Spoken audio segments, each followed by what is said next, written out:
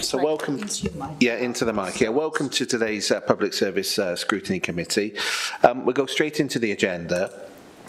Apologies for absence. Have we got any apologies? No. No? Okay. Any number 2 on the agenda, declarations of interest. As and when. As and when, yeah. And then number 3, the public open forum. No, there's nobody here. So we'll move straight into number 4 on the agenda. So we're flying already, right? Pre-decision scrutiny of the strategic transport plan. So we've got a link on there. Did anybody, just incidentally, did you have any problem getting onto that link at all? No. You're going to have to press your mic. Sorry, it was a little bit confusing, I thought. I did search for a while of where the survey was until I figured out you had to go online to actually go to the virtual room to click on each of the links there. Yeah. Unless I've missed another way of connecting to it. No. So, Jan, you had some comments as well about that, didn't you, initially? Yes. I think once you've found the virtual room, which has already been pointed out by my colleague, was not necessarily easy. Yeah. Once you were there, you had to have a curious mind, basically, to figure out how to use it. Yeah. There was no start here, for example, or an order list would have been nice. Yeah. To navigate around the virtual room. And once I was in there, I found it very useful, very interesting. Yeah. And I think my colleague Louise has more to say on that, but I'll bring that up later on. Okay. But I think unless you have a really curious mind, I think your average person is going to look at it and think, so what? What do I do now? Okay. Once they've found it. Okay. Okay. Lovely. Anybody else have any comments about the link? No, that's it. Sorry, Armand. It'd be interesting to see. How many people have completed the online the consultation, and how does that compare to other consultations? Well, shall we come into that? So I guess when I looked at it, and I was a bit confuddled for a second, and like you say, we've all got curious minds, right? I know Penny has, Jan has certainly. So I guess, sorry, I don't know where I was going with that, but anyway, let's stick on to this subject. The reality is that I think when you got into it, you could understand where you were going, but it gave you a couple of options. And I guess I'd be concerned about members of the public trying to access it and being slightly confused, because we want greater participation. Also, you have to then, when you've got to basically fill it in or put something in there effectively to avoid. Not everybody wants to say who they are. Some people like to contribute anonymously. I thought that was it. Anyway, we get straight into it. So before we get into this, we've got the cabinet members. So Catherine, I understand you're not very well today, so I'm sorry to hear that. But thanks for rocking up. Are you okay to contribute? Thank you, Chair. Yeah, may I just do a brief introduction and then hand over to officers for the detail? You can, but before we do that, could we all mention, just for the sake of for the many people that watch this channel early in the morning, could we just give a slight introduction to ourselves? So I'm going to start with the people in the room. So I'm going to start with Councillor Rook. Thank you, Chair. Councillor Dale Rook, representing Chepstow Castle and Larkfield wards. Councillor Marion Howells, representing Llanbaddock and Usk ward. Councillor Jan Butler, representing Goitrafar, which includes Pembrey, Llanover and Anterbury. Councillor Penny Jones, Vice Chair and Ward Member Raglan. Malcolm. Mic's off, Malcolm. Councillor Malcolm Lane, representing Mardy ward. Steve. Councillor Steve Garrett, representing Overmono in Monmouth. Jill. It's Jill Bond, representing the residents in Caldecott West End ward. Fantastic. Francis. Francis Taylor, Mega West. Right. Which, Chair, I just wanted to mention that we're not making any specific decisions today, but I'm a founder member of the Mega Walkway Station group, so I'd just declare an interest there, Chair, for probity. Noted. Thank you, Francis. So I'm going to pass you over now to the esteemed cabinet member, Catherine. So the floor is yours, Catherine. If you'd like to introduce yourself, then introduce the officers. Thank you, Chair. I'd just like to set a little bit of context for this transport plan, if I may. The local transport plan for 2024 to 29 has been developed to inform and influence the forthcoming regional one to make sure that Monmouthshire's needs are fully understood and recognised. The development of a regional transport plan is a new thing, and it will happen during 2024 through the Cardiff Capital Region. So there is no longer a requirement, a statutory requirement for a local plan. But we were concerned that if we didn't do this, there was a risk of Monmouthshire's needs being marginalised, sitting as we do on the edge of the region and with really quite a different geography from the other 9 local authority areas. So that's the basis for doing this. We have been time limited, though, as the announcement of the approach for the regional plan, the guidance for the regional plan, was only made fairly recently, and so the deadlines for that are quite tight, hence what might seem like tight deadlines for everyone else. What we've tried to do is to set out a vision for a future sustainable transport network that is achievable within the 5-year plan period, but qualification that we know very well it isn't going to be easy to find the finance to achieve it in the current economic climate. And you may well wish to criticise and to comment on that, and you'd be right to point it out. But just having a vision to work towards gives us at least a basis for striving for, applying for, pushing for funds. And we did feel that without this vision, without this plan, we would be floundering. And I certainly was very keen that we didn't go forward simply with a kind of a list of schemes which don't hold together well. No, thank you. Sorry. I mean, let's be, just to avoid any, on a positive note, let's start off on a positive note. So we're going to save out any criticism we might have to the end. So, yeah. Okay, sure. Thank you. Yeah. So just very quickly, just to paint the picture, what have we got in Monmouthshire? We have a population of nearly 100,000, over half of whom live in the 5 main towns. We have 2.5 million visitors a year, roughly, and an attractive tourist destination. And from the point of view of transport and connectivity, what we've got is railway lines that run along the south and the west, leaving the rest of the county pretty much untouched by trains, sadly. We've got 4 railway stations, Abergavenny, Chepstow, Seven Tunnel Junction and Caldicot, but with trains that are not sufficiently frequent, reliable or affordable, and I think everybody would agree that. We have the M4 and M48 running across the south of the county, and the middle of the county sits almost in a circle, a ring of A roads, and many of our main towns have A roads running right through them.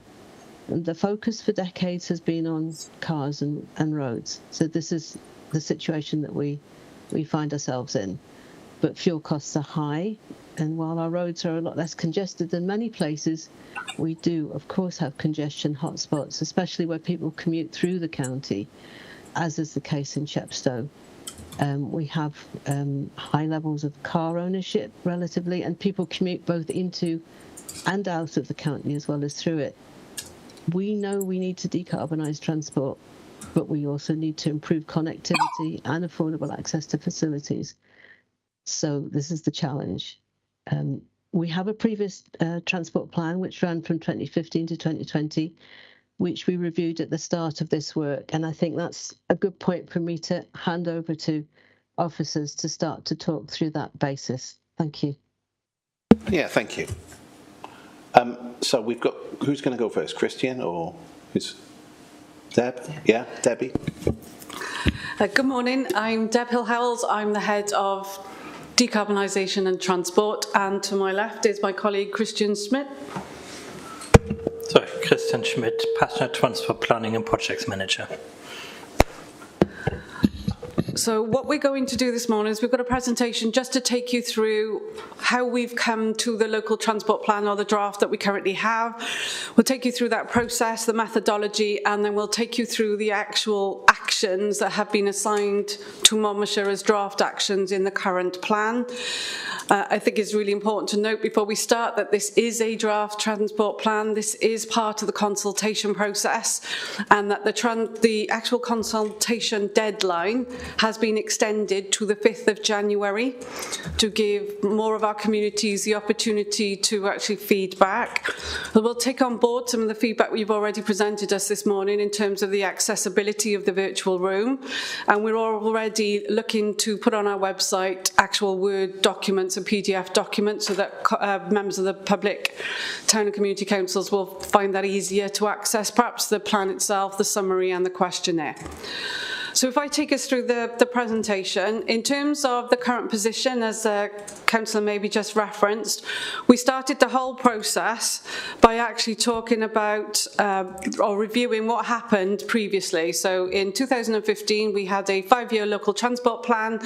I think it's important to point out when you look at that it would appear that we have not achieved anywhere near the aspirational level that we set ourselves. That is predominantly down to funding rather than a lack of wanting to deliver those schemes. So we started off with all those schemes. We've done well in terms of attracting funding to actually do the feasibility studies, do the well tag studies, but what we've not been so successful in is attracting the funding to actually deliver those schemes on the ground. So the schemes that are still there, that still meet those requirements and fall through the appraisal mechanism, will still feature going forward. I think it's worth pointing out that Christy and his team do not have any capital funding, so we are completely reliant on drawing down funding from Welsh Government and other sources, for instance, local transport fund. So what have we done in order to develop this plan? What we've done is we've taken on board that there's previously, the requirement for the delivery and the production of the transport plan fell to the local authority. As part of the new legislation, the Local Government Elections Act, that actually now transfers to the region, and it becomes a region transport plan. As Councillor maybe mentioned earlier, there are set timescales for the deliverability of that plan, and they need to have a finalised plan by 2025. One of the key drivers for producing our own local transport plan is to ensure that we are able to articulate very clearly what Monmouthshire's vision and expectations are, not only for ourselves, but also to be carried forward into the regional transport plan. And CCR have been part of the stakeholders and have been part of the consultation in this exercise. When also understanding the context, we have to be cognizant of the Wales transport strategy and the delivery plan, of our own corporate and community plan, but also the environment that we're trying to deliver this transport plan within. We do have large dispersed settlements. We have 5 towns. Our public bus network is not as frequent as we would all hope, but we're also going through a change in that funding mechanism nationally. We've moved from the bus emergency scheme grant funding to the bus transition funding, and there'll be a new scheme announced for April. And we're also aware that Welsh Government have got aspirations to bring in the bus reform bill, which will include franchising, which will change the whole landscape again. Where we are at the moment is we've currently gone out to tender for all of our bus services. They're due back at the end of this week. Next week. And once we get those back, we'll be reviewing those, understanding what level of grant funding excuse me, that we're going to be provided with, so that we can actually produce a bus network that is affordable to Monmouthshire, which will start from the 1st of April. I think Councillor Maybury referenced earlier all the constraints that we have around public network, around our rail, our bus, and around the roads network, so I won't go into that any further. So how did we get to this plan? We appointed Arup in the summer of this year to help us deliver this plan. We've undertaken 3 stakeholder workshops, and that was representation from a variety of agencies, from Transport for Wales, Welsh Government, CCR, from local transition teams, from the region, from Sustrans, a whole range, and of Network Rail.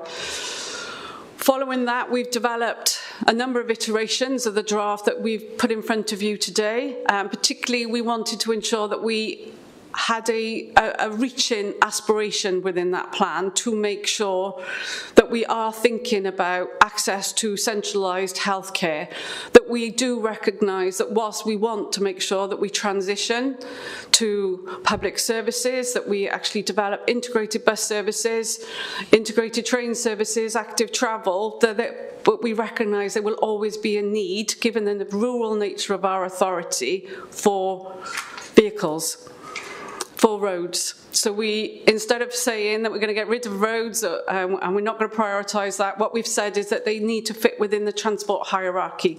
So we've had regard to all of that as well. Public consultation commenced on the 17th of November. We're doing scrutiny today. We are meeting with community stakeholders tomorrow as part of the Transport Forum, and there are people invited from town and community councils. Anyone else who hasn't got an invitation to that Transport Forum, it is on Teams. So if you'd like to let us know later on today, we'll make sure that you have a Teams invite.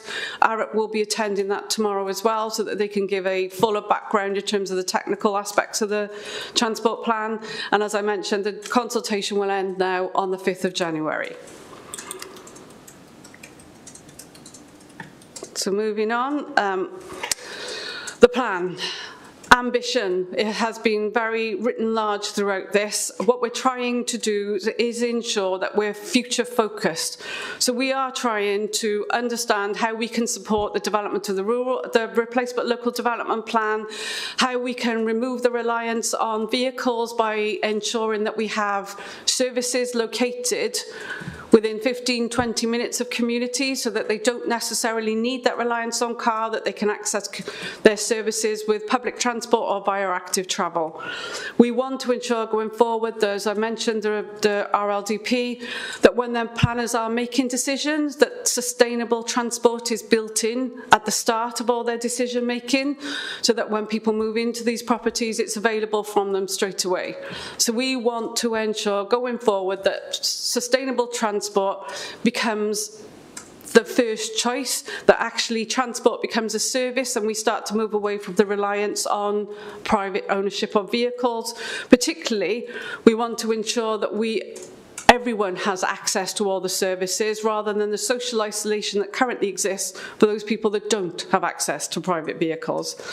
We want to focus on developing that integrated transport network we talked about, which is the work we're already doing around buses. And as I mentioned, we do understand that roads are important. They're important for buses, if not even the private networks. So it's ensuring that we always adhere to that transport network that's been set out, that hierarchy that's been set out in the Welsh Transport Strategy, but at the same time, we acknowledge the limitations of that. So we are focused around promoting active travel for journeys up to 3 miles, recognising that vehicles will take over. So the overarching ambitions I have set out in those slides, I'll not replicate them. Hopefully you've all had an opportunity to read those. There were 12 focus areas that we started to look at off the back of that, which we'll go into in further information shortly. But you can actually see there what our ambition is, what our vision is that's set out in this plan, which is the integrated transport and land use system that prioritises sustainable travel, enables transition to a zero carbon county, and supports wellbeing, health and dignity for everyone at every stage of life. I think it's quite important, the decarbonisation of that element of this. In terms of transport in Monmouthshire, 90% of those journeys and the carbon emissions come from cars and taxis. So enabling us to actually support modal shift, making it easy for people to transition out of their private vehicles, will not only help in terms of them having access to cheaper sustainable transport, but it will also reduce our carbon emissions. So what I'm proposing to do now is actually take you through the appraisal methodology, and then I'll go into the actual deliverable interventions that the plan proposes. So in terms of the appraisal methodology, we started off, as you can imagine, once we've done 3 workshops, with a huge list of potential interventions. So what we needed to do was find a way of ensuring that the interventions that we're taking forward in this plan meet all of the policy ambitions from Welsh Government, they meet our own policy ambitions, that that they meet the ambitions of the Wellbeing of Future Generations Act, and that they are categorised into 5 areas in terms of whether they're deliverable directly by us, whether they are interventions that we would very much like to see going forward, but they are probably out of the 5-year aspirations of this plan. Continue our interventions that we've already got funding for, that we're already developing, so that might be, for instance, the well-tagged study around Mega Walkway. Support, they are completely outside of our remit, so we don't have the ability to deliver those in splendid isolation, so they will largely be rail projects. And review. Through the workshops, we identified a number of interventions that are very important to Monmouthshire and Monmouthshire residents, but they don't necessarily align with Welsh Government policy aspirations. An example of that would be our aspiration to declassify the M48 and create a link road from the M48 directly on the B4245 to reduce congestion, to improve the attractiveness of the active travel routes that we're working hard at the moment to implement, and to actually help and support a new service road for bus transport into 7 Tunnel Junction. We know that has been taken through the roads review. At this moment in time, it is not being supported by Welsh Government off the back of the roads review. There is more work that we need to do locally to support and influence Welsh Government and their officers to demonstrate why that is an importance for Monmouthshire, but also how it can align with their transport hierarchy. So we've gone through all of those interventions, or ARIP have on our behalf. We've worked with them on that as well. We've come now to a list of interventions, and I'm only going to talk through the ones that we have identified are deliverable by Monmouthshire in isolation. If you want to see the other interventions, if you go into the local transport plan, you'll be able to see all of those. But for purposes of expediency this morning, we're not proposing to go through those. So the 12 focus areas, the first one around land use planning. We have no deliverable actions in terms of direct transport interventions beyond ensuring that the replacement local transport plan, as I said, has regard, the replacement local development plan has regard to the local transport plan. It builds in sustainable transport from day one. When it's looking at proposed development sites, it ensures that there is access to sustainable transport hubs. So, for instance, the site in Abergavenny, we need to understand how that is going to integrate with the train station, how it's going to integrate with bus networks. It's also about ensuring moving forward that they're building in things like bus shelters, making sure there's active travel routes, so that the behaviour changes from day one, so that we're not actually setting people up to fail by not having that infrastructure in place, so that they rely on their vehicles from day one. It's much more difficult to get people out of cars than it is to start off as we mean to go on. In terms of digital connectivity, Welsh Government have an aspiration that 30% of workers will be able to work from home. We know in Monmouthshire that in terms of our digital interventions or our broadband speeds, they're not where that we would like them to be. So as part of the local transport plan, we'll continue to promote agile working hubs that will be dependent on working with other partners to improve that digital connectivity. It will also enable access to healthcare settings because, as we know, GPs, etc., a lot of those now are being undertaken online.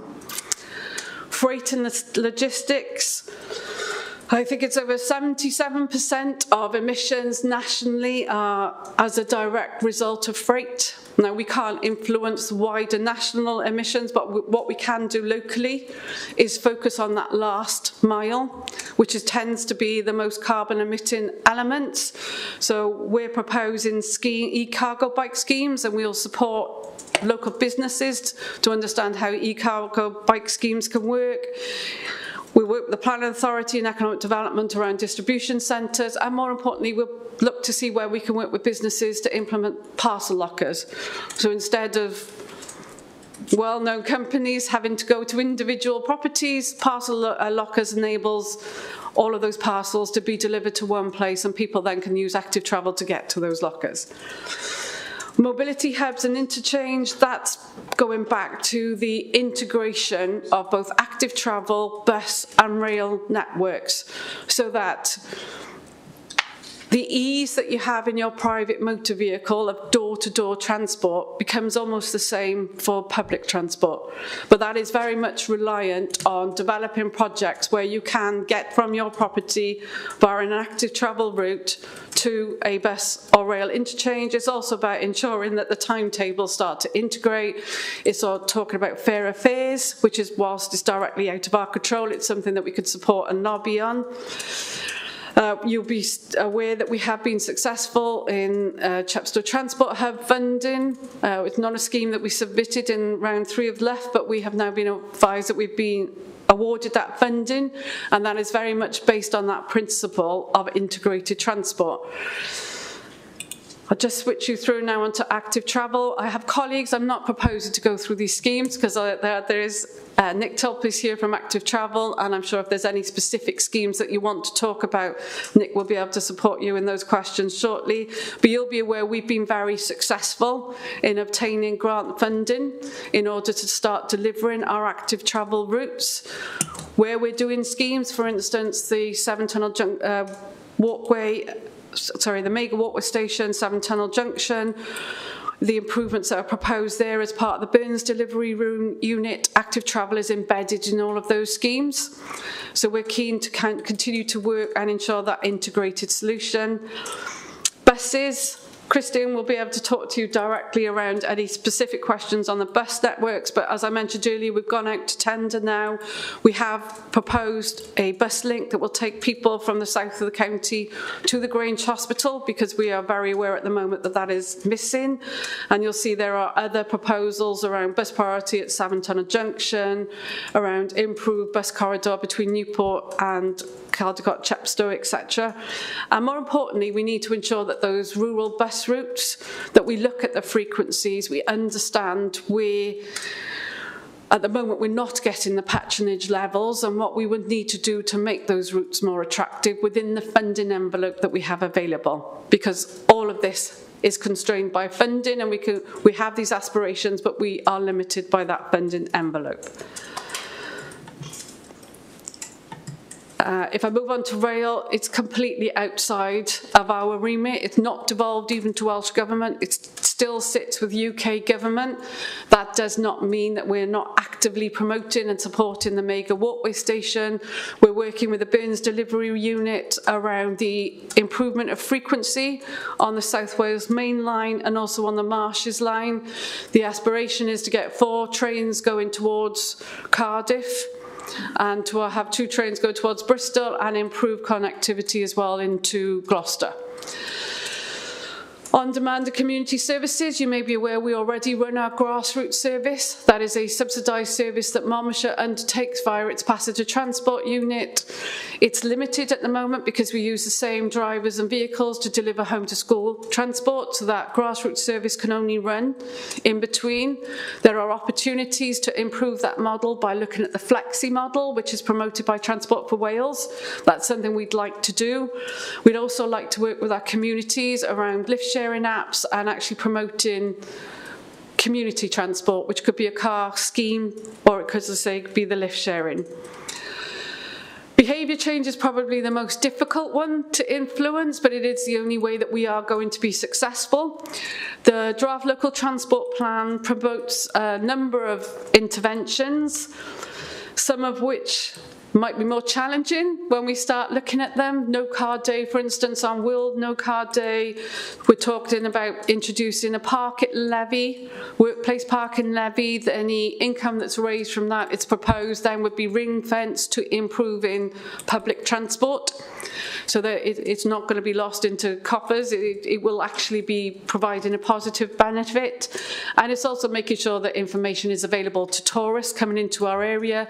And I know that we frequently have concerns expressed to us about the availability of bus timetable information for our local residents, which again, how do we make sure that we're ensuring that information is accessible both in the location but also online. And we're working with TfW at the moment on digital timetables, real-time information screens that will hopefully be rolled out now into our bus shelters.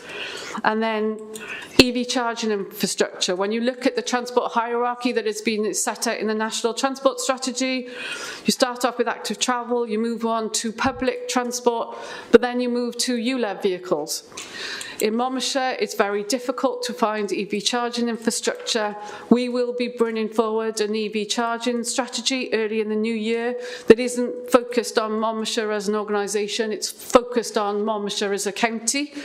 It will be proposing solutions in terms of those people that don't have access to off-street parking, how they can access EV charging perhaps on the street, but also at destination areas, which could be tourist attractions, shopping centres, and also how we work with the private sector to encourage them to implement EV charging infrastructure. And then finally, road, streets and parking. We're all aware we're around the 20 miles an hour. We've also got WG's parking recommendations around planning. We've also got around not allowed to park on curbs.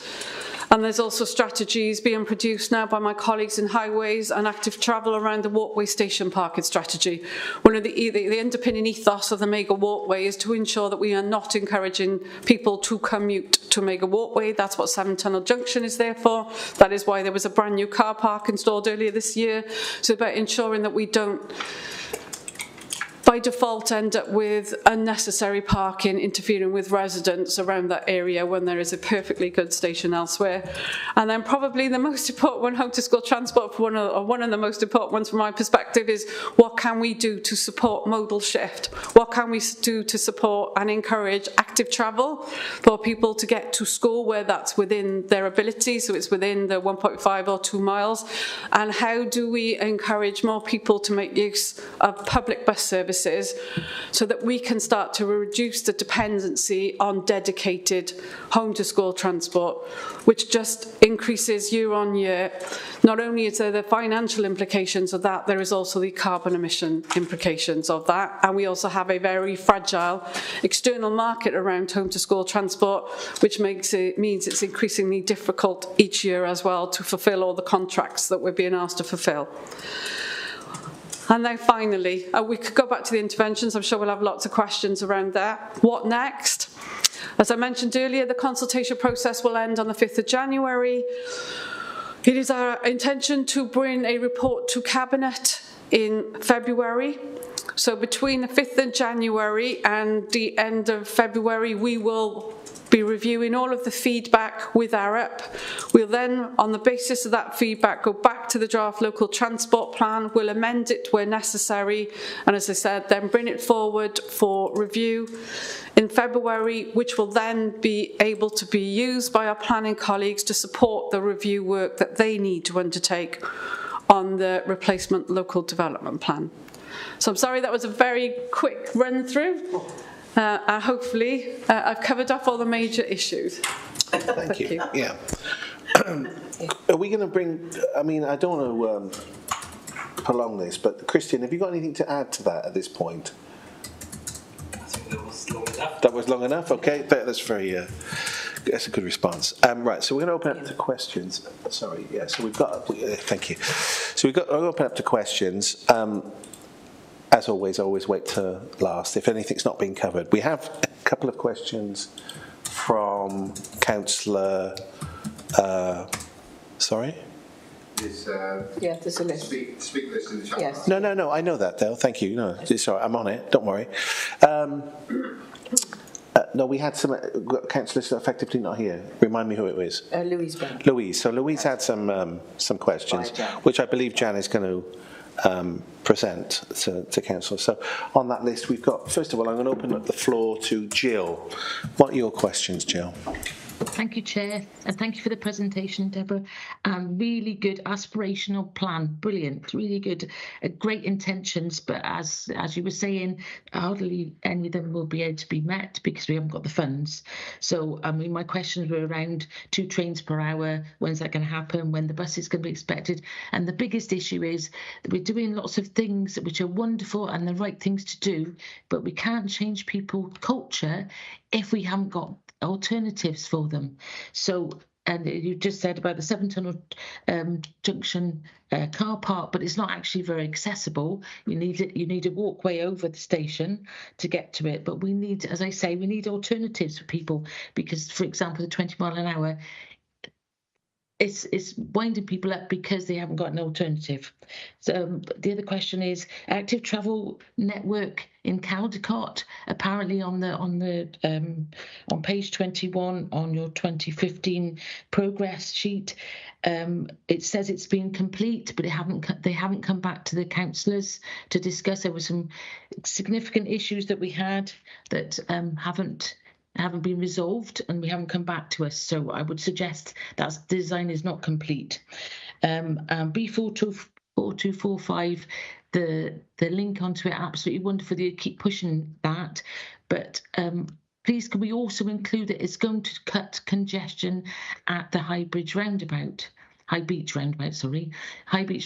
that is a major gain for people in Chepstow and access to the Severn Bridge.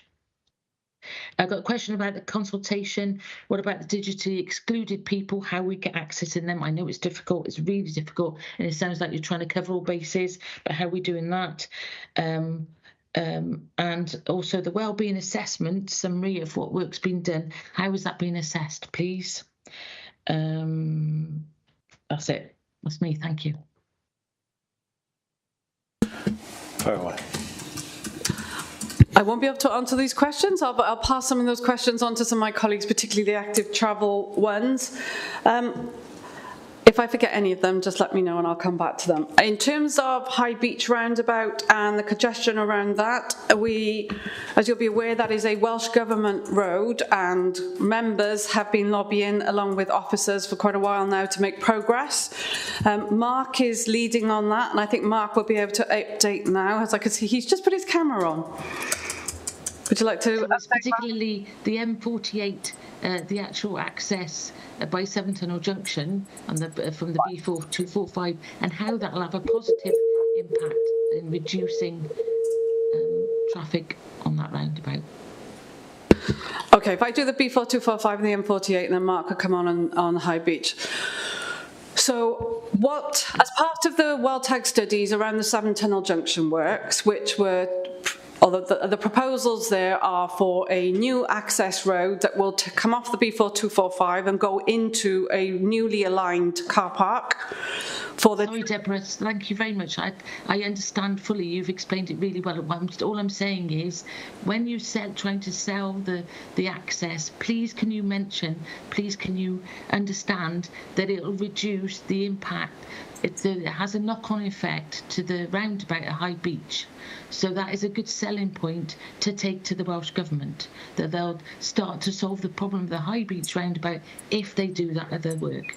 That's what I'm saying. And it wasn't mentioned in conjunction. So it's not the two projects themselves, it's the impact of the one improving the other. Thank you.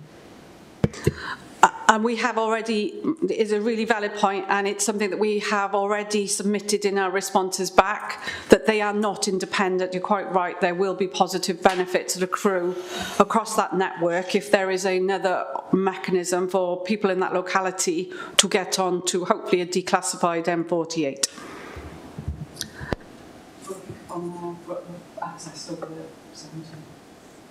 Thanks, Chair. Deb, did you want me to come in on the High Beach part of the question? Sorry, was Christian about to come in then? No, that's not necessary, thank you. It was just the impact of one on the other I was talking about, thank you. All right, okay, thanks, Councillor Barnes. Sorry. So to be fair, Christian was, but Mark, you've interjected. If Christian wants to come in, he can, or do you want to come in at this point, Christian? But not necessarily about High Beach, but some of the other points. Okay. All right, Mark, far away.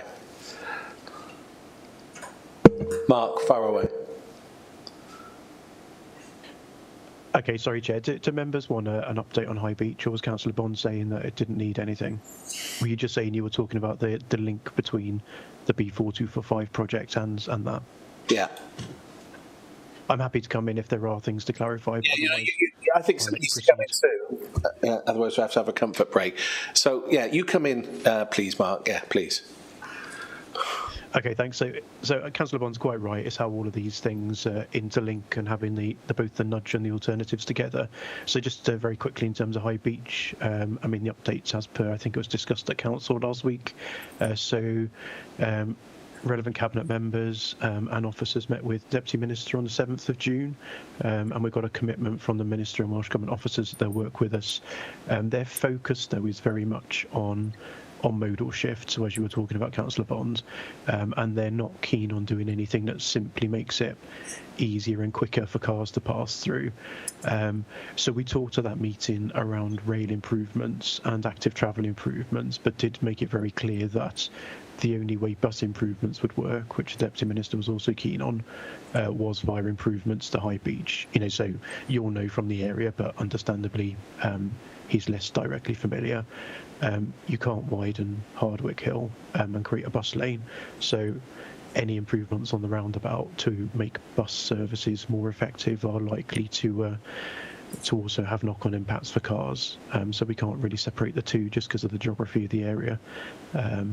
So we've got a meeting tomorrow, in fact, as officers with Welsh Government officers to make some progress. And we also met last week with Gloucestershire County Council officers regarding transport through Chepstow, including the potential Relief Road and High Beach. And as Deb mentioned earlier, you would have heard about the other projects, the levelling up funded active travel and public transport improvements. So all of that together could make a really powerful, positive impact for change. But that's where we've got to at the moment. So not as much progress as we'd like, but getting a meeting in the diaries of Welsh Government officers has felt like quite an achievement, and that's tomorrow. So hopefully more to update you on in due course. That's interesting, Mark. Thank you. Yeah, very interesting indeed. Christian, have you got anything to say at this point? Yeah, just addressing 2 points. The Seventine Junction footbridge. Basically, the car park was delivered much quicker because that was an MCC's gift. The footbridge extension requires Network Rail approval, which has been challenging to say the least. I would say that I think we are there yet, but I think I've said this before. We still haven't got Network Rail signed off the planning on the dotted line. There are some further questions coming, and if we do get this, we think we actually got funding available in the next financial year from the Cardiff Capital Region's Metro Plus programme.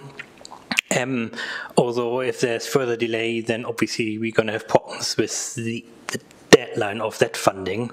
So I know that sounds very vague, but that's really it. I guess I could have said that we were hoping for more support from Transport for Wales because they deal with Network Rail on a day-to-day basis.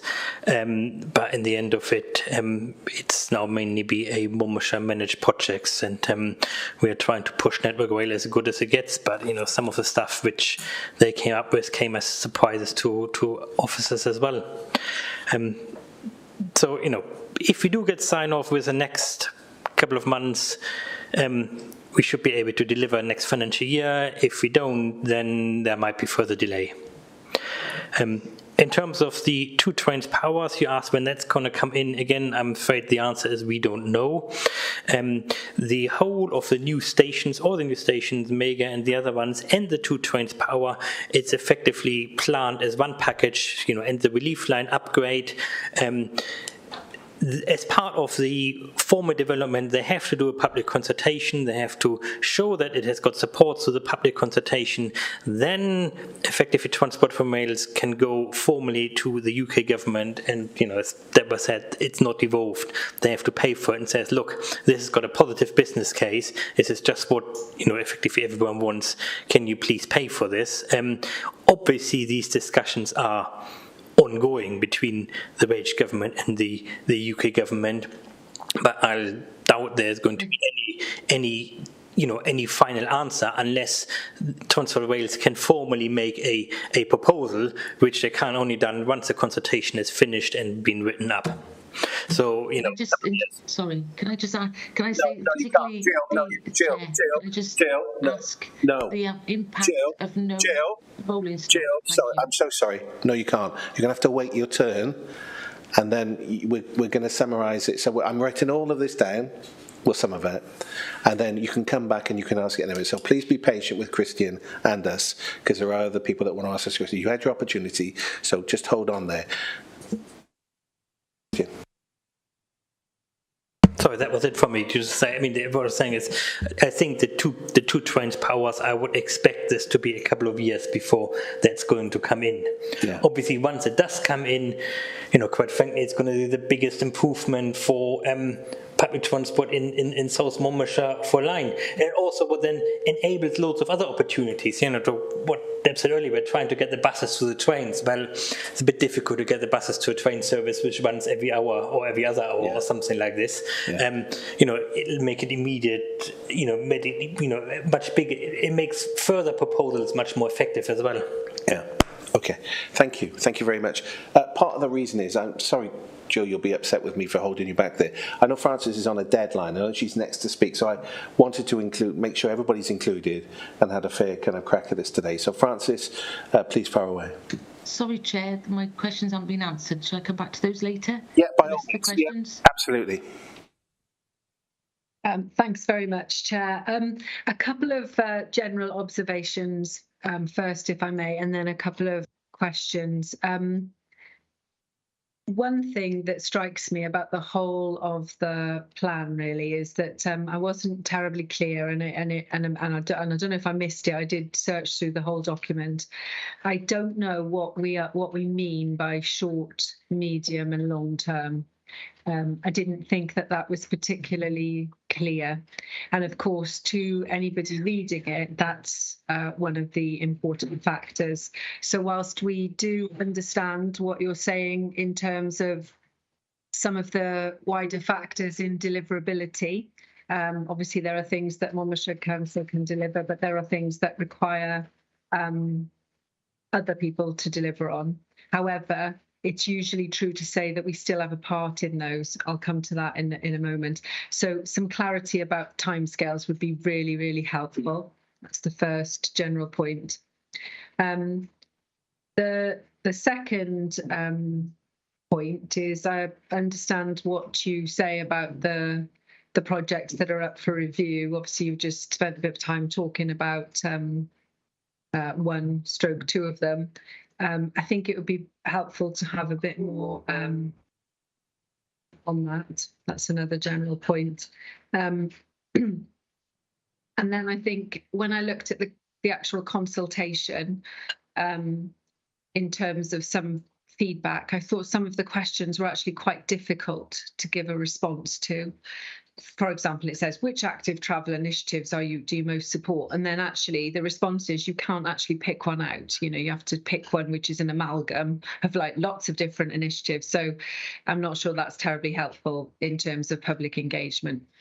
I'm also not clear the extent to, and Deb talked through some of the things you've done in terms of workshops, etc. But I'm not sure, and I'm never sure that consultations coming towards this time of the year that close on January the 5th, which might be a very good day, but it's, are people thinking about responding to consultations? I don't think so. I think it's generally a very, very poor time of the year. And we've got several consultations open at this time. We've got obviously so I'm just not sure how helpful that is. And I know you might be working to tight timescales, but there's a quid pro quo, isn't there, about getting quality and deadlines. So that's something I think that we ought to think about in respect of how much reliance we can place on responses in terms of giving a good, true picture. Then a couple more points really about some of the narrative in here. So, and I make no apologies for talking about Mago with Unsey Walkway Station again. In the last meeting, we talked about, I've had some questions, and it says actually in the minutes that some of the questions were answered. I'm not sure that they were fully answered then, but I'll raise some of the same points now.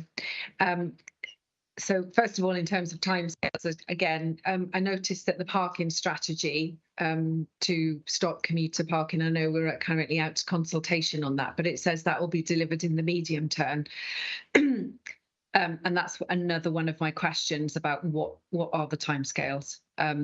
Because actually that needs to be, we need to be clear on what that is. We need to be clear about our strategy. I appreciate the implementation might be slightly further down the road, but I didn't think that was particularly clear in the document. In respect of Mago Dundee Walkway Station, we talk about that being delivered by others. I accept that the council isn't going to be the one to put the necessary infrastructure in place. However, I think the council's got a really, really critical role to play. Until now, well, actually, it's been a while now. The Mago Group were the key agitators, the key stakeholders, the key people making all the running. Now that is shifted to Monmouthshire Council. And whilst we acknowledge we're not delivering on it, I'm still not clear about all of the types of activity that we think we could be undertaking to push that agenda forward. So, there's a lot of debate. We've seen the designs.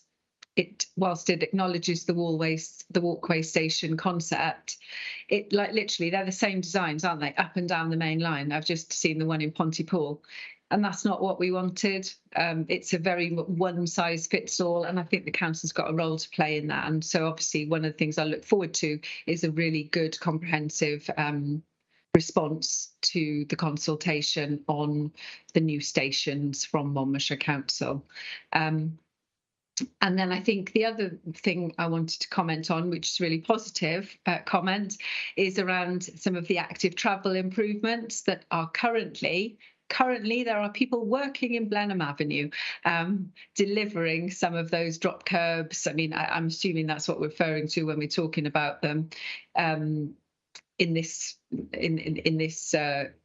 terms, but they are indeed being delivered, and that is a product of concerns being raised by residents around them not being able to, although the centre of Mago is very, very well provided for in terms of drop curbs, very level access. As you move out, that isn't, and that's something which is a positive. I'm not sure about some of the active travel measures you were talking about related to the station. So I'm keen to learn a bit more about that, unless it's something I've missed. But anyway, those are comments and a couple of questions, and I appreciate you might not be able to answer them all now, but I'd be happy to have some of that in correspondence in due course. So hope that's helpful. Thank you, Francis. Yeah, Christian. I'll pick some of them. We'll do the double act with colleagues as well. In terms of the timescales, it's defined in the plan, I think it's on page 65, that short is 1 year, medium is, or less than 1 year, medium is 1 to 5 years, and then long term is anything beyond that, i.e. beyond the lifetime of that plan. So hopefully that helps in that. In terms of Mago Station and what we're doing, you'll be aware we actively sit on the Burns Delivery Unit team. We are continually lobbying TFW, Welsh Government, about our aspirations to bring forward Mago Walkway as quickly as possible. You'll know that they are doing the consultation at the moment on all 5 proposed train stations as part of the Burns work. Their intention thereafter is to be submitting a bid into DfT or the UK government following the consultation closure review of that feedback, because they want to go forward with a collective bid on all 5 stations. We have discussed about the possibility of bringing Mago forward. Their view and the proposal they're going forward is that it has to be done in all 5 together. They believe that's the best way of being able to realise the funding for all 5 train stations, and that they're all interdependent on the improvements to the South Wales Main Line and the Marshes Lane Line. So we do write to them frequently and did so not long ago. We will continue to lobby on that behalf. We will continue to ensure that it is a walkway station. They have confirmed in writing that that is set in stone, that will not change. And I know Mark and his colleagues have been consulting on the proposals for the parking strategy, and we are all of the opinion and agree that that strategy and those parking restrictions need to be put in place before the station is put in place, so that we again do not try to behaviour post the event, we do it before the event.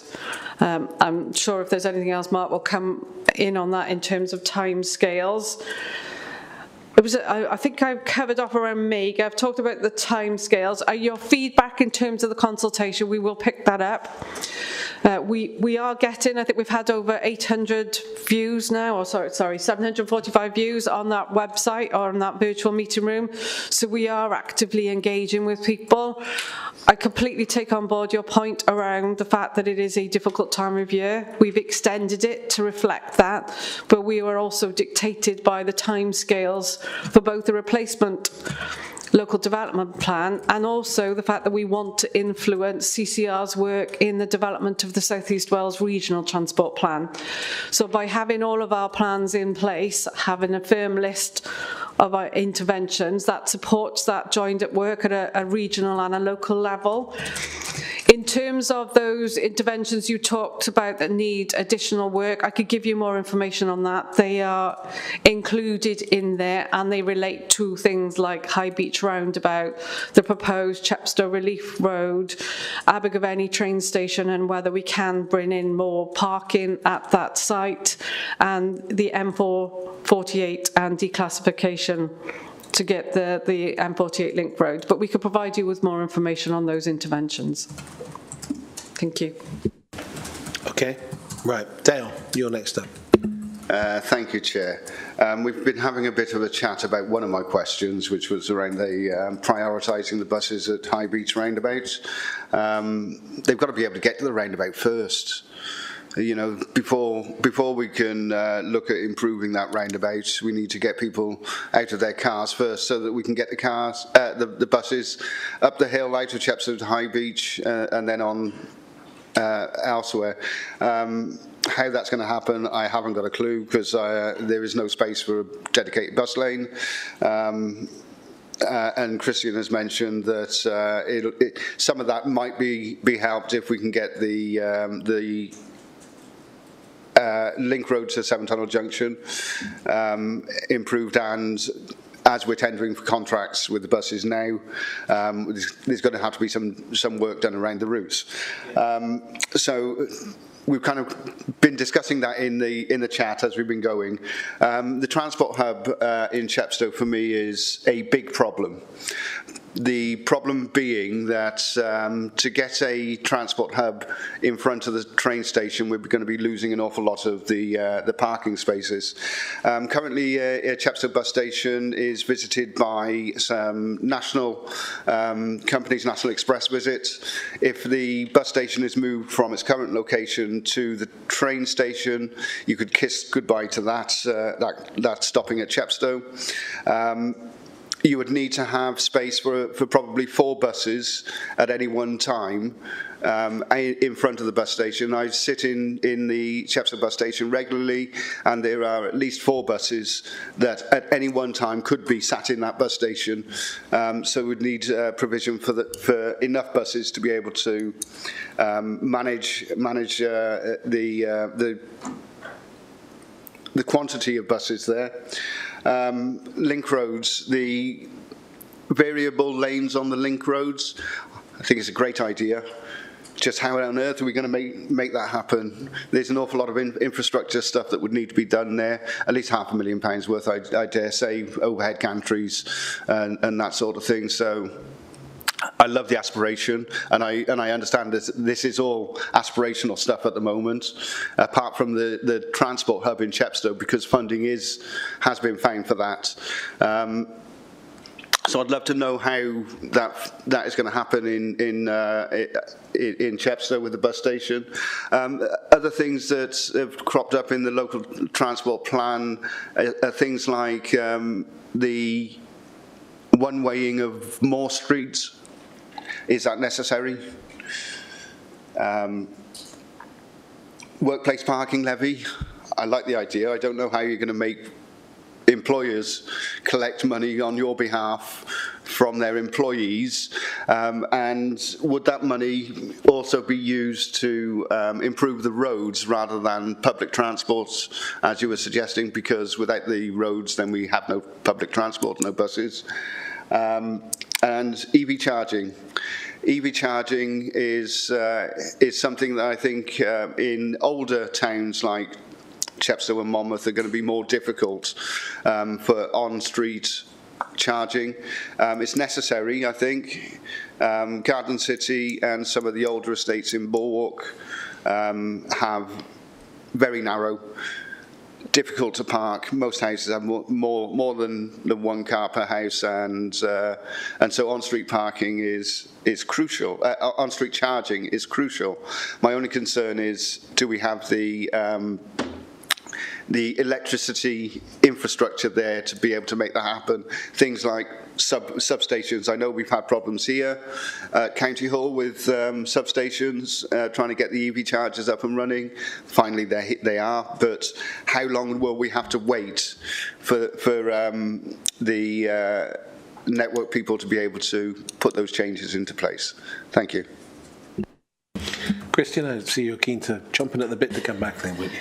Yeah, thank you. All right, let's start with High Beach. While, bus lanes are always nice, quite frankly, any improvement to High Beach would improve the buses there as well. Specifically the buses which come from Cavan and Caldicot into Chepstow.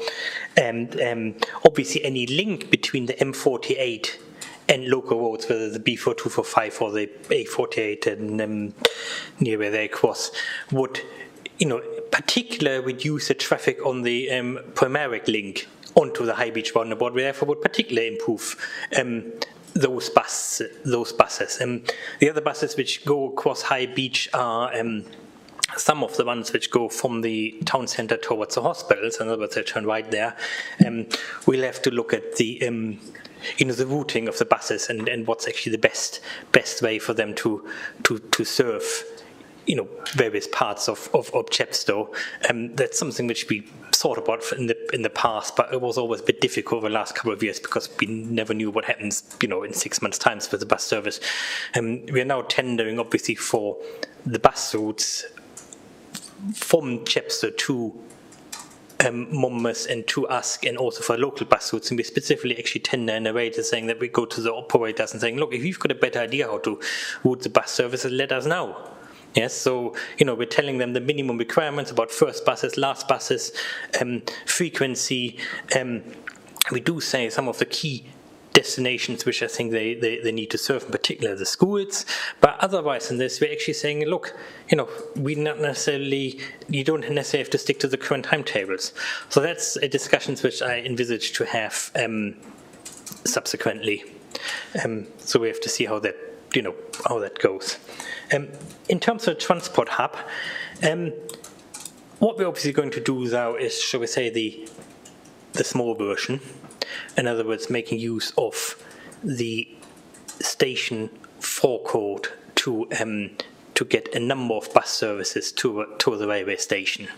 There will probably be about 2 bus laybys, which means we can send between 2 and 4 bus routes there, depending on how frequent they are. But the current bus station will stay because it is still the best stop which we've got at the moment for everything else, and we do obviously need to have that all the buses need to serve the town centre. In terms of parking, the station forecourt, by my count, is about 8 or 9 spaces in the station forecourt. Yes, they would be lost. We've done a survey, when we actually did the last time a proper count in 2011, and that was obviously before it was relined. No one from the station forecourt actually used the railway station. They were all going somewhere else, whereas those people who did park and then take the train all parked in the car park. our anecdotal, we are going to recheck this, but the anecdotal evidence is still that the parking on the station forecourt is mainly used not by rail users, to put it like this. And that's one of the reasons, for example, why Transport for Wales was quite happy to give us their support. They had to support these proposals, and they can see that there might be a bigger benefit for them in terms of passenger numbers if they can get some of the buses to the railway station. At the moment, we are not quite sure which bus would then go to the railway station, but I think it is extremely likely the first bus which you want to send there is the Wye Valley bus, because even now the local ticket office, and again, I know this is only anecdotal evidence, but they get people coming there, particularly in the summer or every day, saying, where are the buses to Tintern, to Monmouth, and they'll be told, well, it's half a mile walk. You asked about Moore Street. That's really also related to this type of thing. If there are buses coming down, say, Welsh Street, and we want to send them to the railway station, they need to stop near the current bus station.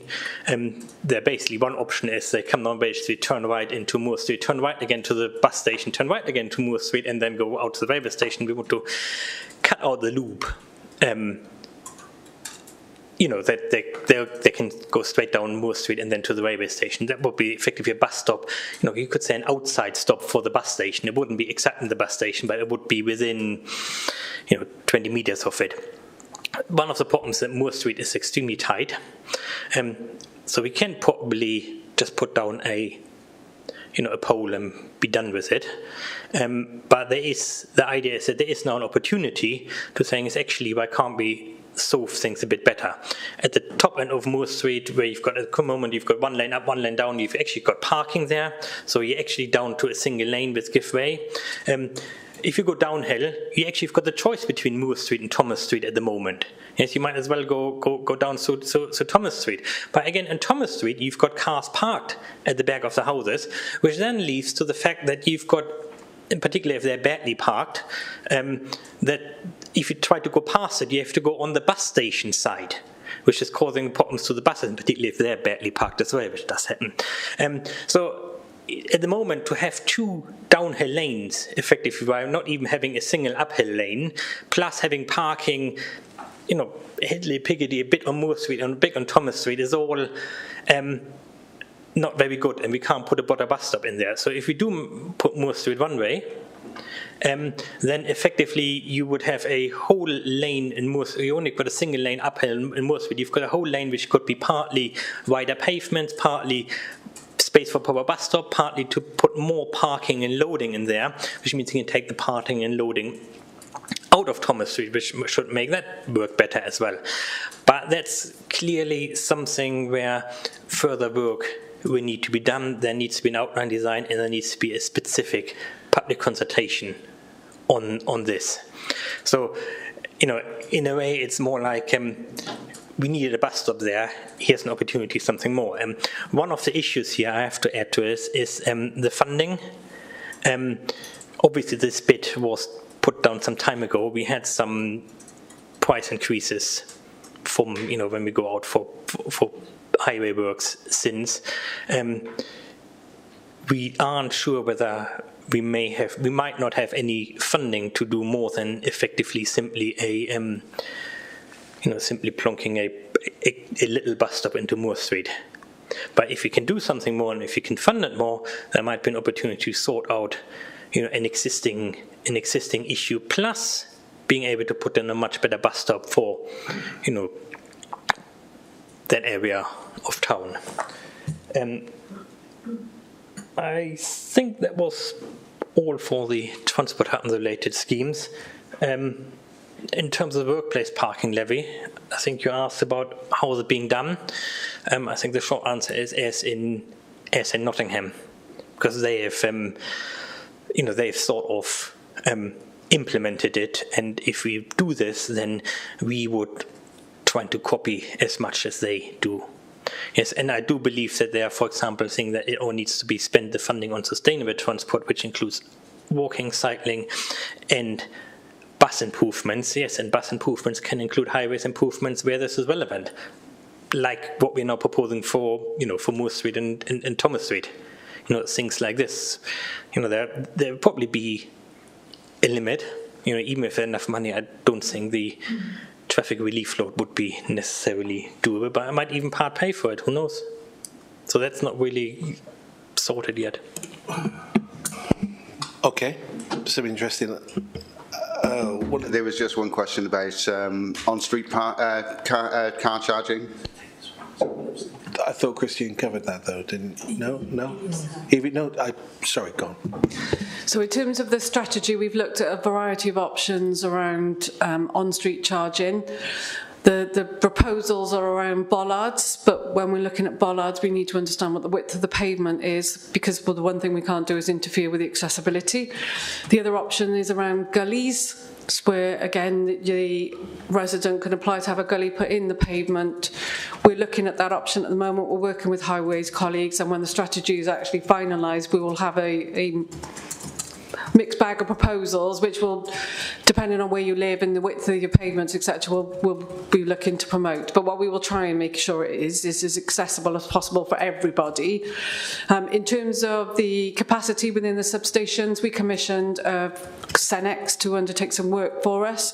We're not just looking at on-street charging, we're also looking at implementing more charging points in our car parks, which are located in areas which may be keen to transition quickly. And again, it's a mixed suite of whether we intervene in the marketplace, we deliver that EVCI, or whether there are opportunities for commercial companies to come in and deliver that as well. So all of that will be picked up, and we've also looked at the capacity in the substations of the areas that we're going to target in the first instance, to make sure we do not end up in that scenario where we're implementing charging in structure and then actually can't deliver it. One of the things we're also looking at is around carports with solar canopies above, similar to the ones that we've looked to install elsewhere, and where we can implement those, so we're actually using green energy to charge. That is obviously what our preference will be. Interesting, very interesting indeed. Jan, you've been very patient. Thank you, Chair. I'm going to speak first of all for Councillor Louise Brown, who wasn't able to be here. I think a lot of the points she wants to raise have actually already been covered, so I'm just picking a couple out that I don't think have. One of the points that Councillor Brown makes is that if you're commuting from Chepstow to Bristol via the Severn Tunnel junction, that the journey between Caldecott and Roget, I always get that wrong. Let's not get into Roget and the naming of names, otherwise Roget. we'll all be on the front page of the Please correct me. is frustratingly slow at the moment because of the 20-mile-an-hour zones with it, and that will be a bar, she feels. Another thing she points out or asks about is the stakeholder workshops to develop the plan included the lobby group Transition Chepstow, but local county councillors elected to represent and know the area of Chepstow and the surrounding area weren't invited, and why that was. So those are the two from Louise. And can I now speak for myself? First of all, I think the thing to take from this is that success of it is largely dependent on behavioural change and finding financial investment. Okay. And I also note that Deborah, thank you for your presentations, by the way, that you mentioned that Christian and his team don't have any funding. So, we know where we are on this. It's very high on aspirations. My own feeling is it's probably a bit like a jigsaw puzzle. You start doing the things that are low and no cost first, and you pick off the bigger projects that you think are the priorities and go for those first. However, we've got long, medium and short-term plans. So first of all, my observations. I know Councillor Taylor mentioned the accessibility at buses, platforms, and the drop curbs. And for me, in Goitra, the A4042 is the main route. None of the platforms, apart from one in Lanover, actually has a drop curb. I've written to MS Lee Waters several times about this, and I just think this would fix a lot of issues for a lot of people, you know. It's one of the things I'm asked about by residents all the time. I can't access the platform because we have raised platforms because the buses have lowering decks, but they can't actually get on the bus because they can't get off the curb or on the curb. So it is a big issue, and I think if you want people to shift, make that modal shift, you have to make it possible in the first place. So I think that's a fairly low cost thing, and I appreciate it's a trunk road and it's not Monmouthshire's responsibility. On EV charging, nothing infuriates me more than having a trip away and thinking, oh, there's a charge point, I need to charge up before I come home, and finding it's snail's pace. You know, if you're in a town centre, you really need to have some fast chargers there, because otherwise you won't attract the visitors. And you know, that's just an observation, and I do know it's dependent on the national grid. So. It would be very remiss of me to not mention my desire for a train station at Nanterbury. I think I've said this many times. We have a mainline railway that runs through the entirety of Goitrevauer and not a single stop. So if Mr. Burns might start thinking about that, it would be a good thing. Okay, I have some specific questions, actually. I think I looked on the vision map. And it mentions an ATNM. I mean, I suppose this is, I'm not sure what ATNM stands for a start off. I assume it's an active travel route. And it's a proposed route connecting Little Mill to Abergavenny through Pembrey. I'd like to know a little bit more about that. I also noticed there's a future employment site on that route. It looks like it's somewhere near Lanark. You know, what's that all about and when? And I also notice in projects, number 19, that the Goitre-Lanel A40-42 traffic relief and pedestrian improvements has not been started, but I'd like to know a little bit more about that, actually, as I'm not aware of it. I think that was it. Oh, actually, the other opposite observation was we're talking about collection hubs to reduce the number of delivery vans. We're a very rural community, and I think a lot of people rely on grocery deliveries. And I think that I see those more than anything in my village. And I guess, you know, others in even more rural parts do see that. So is there any thoughts being given to grocery delivery specifically? Thank you very much. Good question. So I'll leave it to the officers. Marion, I'm bringing you in a minute, don't we? I think Is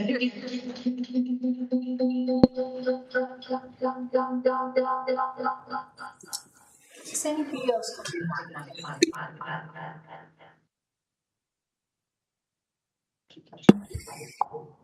Hello.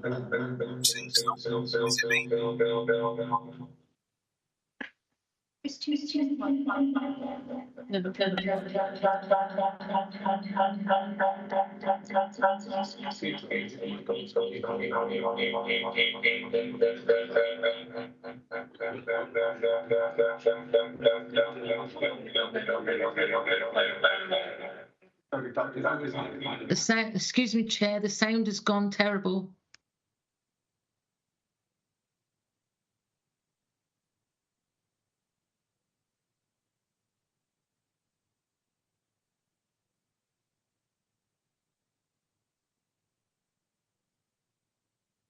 Can't hear, Chair.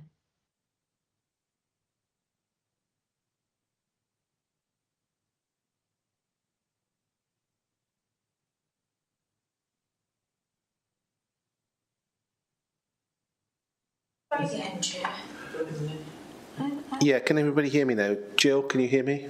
Yeah, I went back on again. I'm not sure who it was. No, mine's. I can only apologise. I don't think it's you guys. It wasn't us. Here, no. Nothing.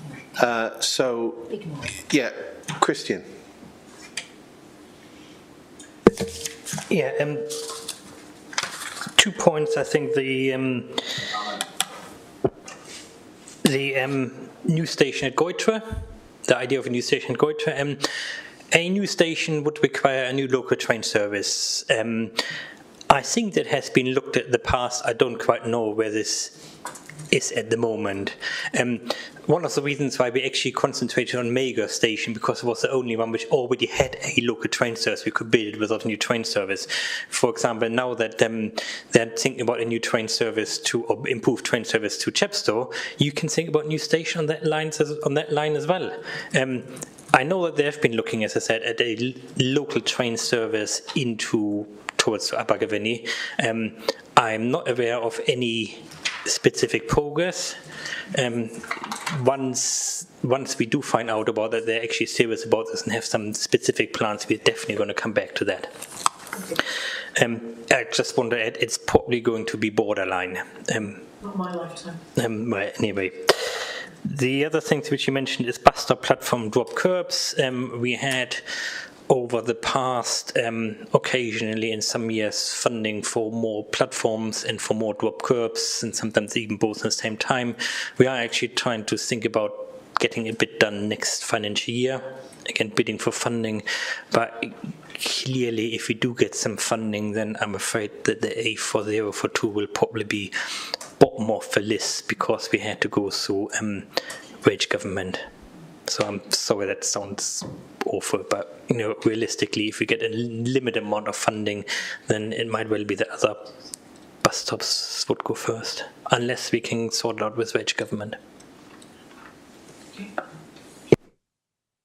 My colleague Nick Tupp was going to come in on the active travel questions and Mark on the highways questions.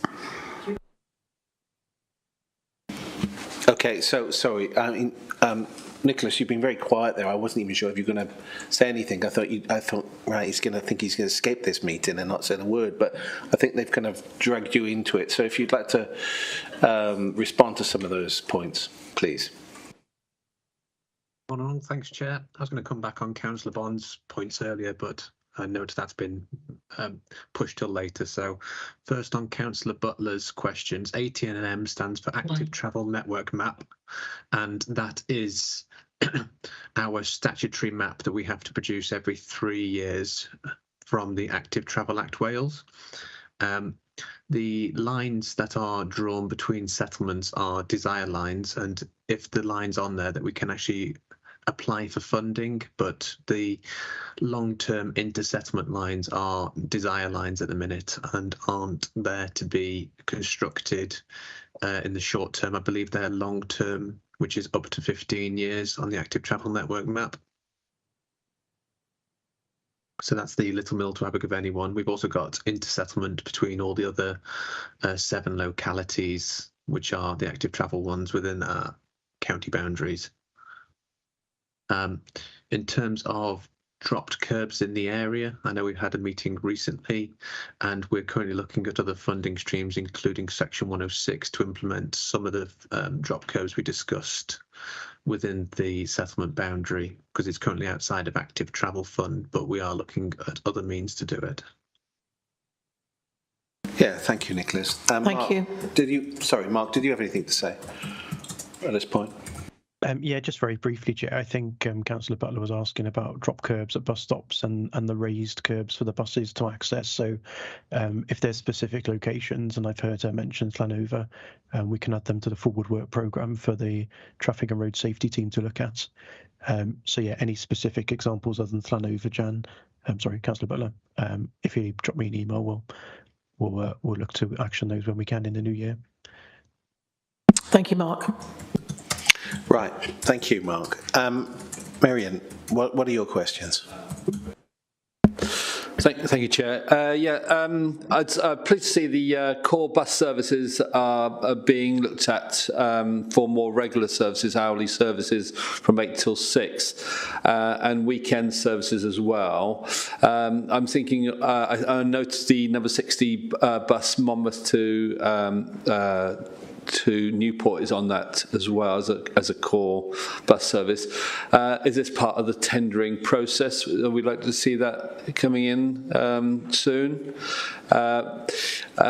The integration of public buses and home to school transport, are we still looking at this? I know there was talk of it previously, using the school buses as as part of the public service as well. the Newen Pontypool train station is, I believe, on the not clear on the plan. It has obviously regular services to Cardiff and a good link for us, Plenty and surrounding communities. Is there going to be a bus link update, and is there any update on the opening of this station? Do you know? I noticed that Usk is not identified as a key town. It's centred to the county, and of course County Hall is here, and we've got Coleg Gwent and BAE systems around, so I was wondering why that wasn't the case.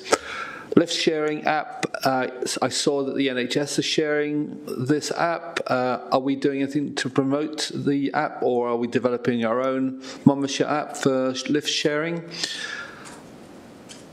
I've got to throw the Usk active travel pedestrian bridge in there. Is there any work being done to explore this? And finally, on the internet, high speeds in rural areas. Any news on this? And especially given that Broadway has now been taken over, I believe, has it? Has been taken over. Possibly not a question for you, but also I note that we did have a loan that went out to Broadway. Is this loan still secure? I believe it's a £2 million loan.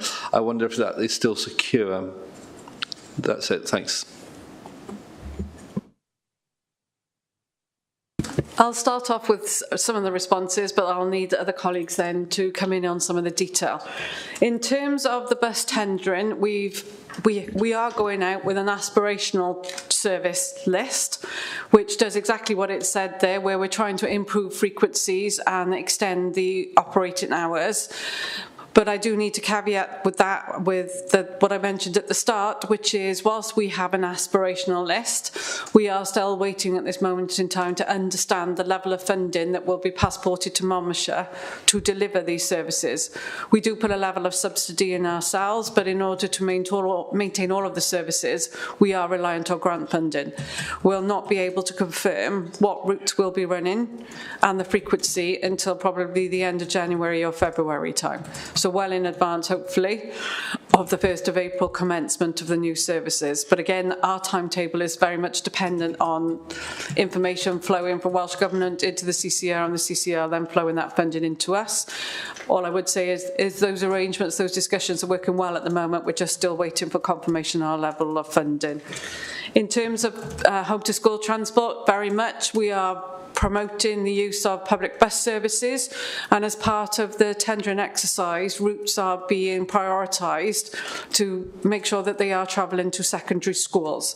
So we do not use public buses for primary age children, we only use them for secondary, but the tendering specification is very specific that they will be expected to operate timetables that match the needs of learners travelling to and from school as well. So that is a key requirement and will continue to be a key requirement. I will not, and none of my colleagues will be able to answer the question around the Broadway loan. That will be a matter I would suggest for Peter Davis, and we can pick that up with Peter Davis afterwards, because it will also report into the the specific committee that deals with commercialisation. What I will do now is pass on to my colleague Christian, who might be able to provide you with more detail around the opening of the train station and the specific bus routes you referenced. Yes, thank you. It is my understanding that there are issues with the sign off of some of the some of the work at Pontypool station. You know, the new footbridge, the new bridge in the car park. There were some, I believe, there were some late changes which now need effectively signing off, and the place can't open until that has been done. So it's almost ready to open. I believe it is. You know, it might be some more months. It might be 6 months, but. You know, effectively the key of the work has been done. But if you want details, I'm afraid you have to go to Turbine. In terms of buses, there are no specific facilities there. We have to look at the new bus service, when we've got the tender about what we can, A, whether they've got any ideas, B, what we can do. It is, if we're going through there, then obviously we wouldn't go through the current Newport Road in Pontypool, so we have to ask the Torvine as well, because we're probably going to ask them to part pay for the bus services, so they will have a view of this as well. And obviously there's always a bigger problem that in the other direction there are no stops, and going forwards and backwards tends to be problematic from a bus user point of view. So not quite sure where this is going.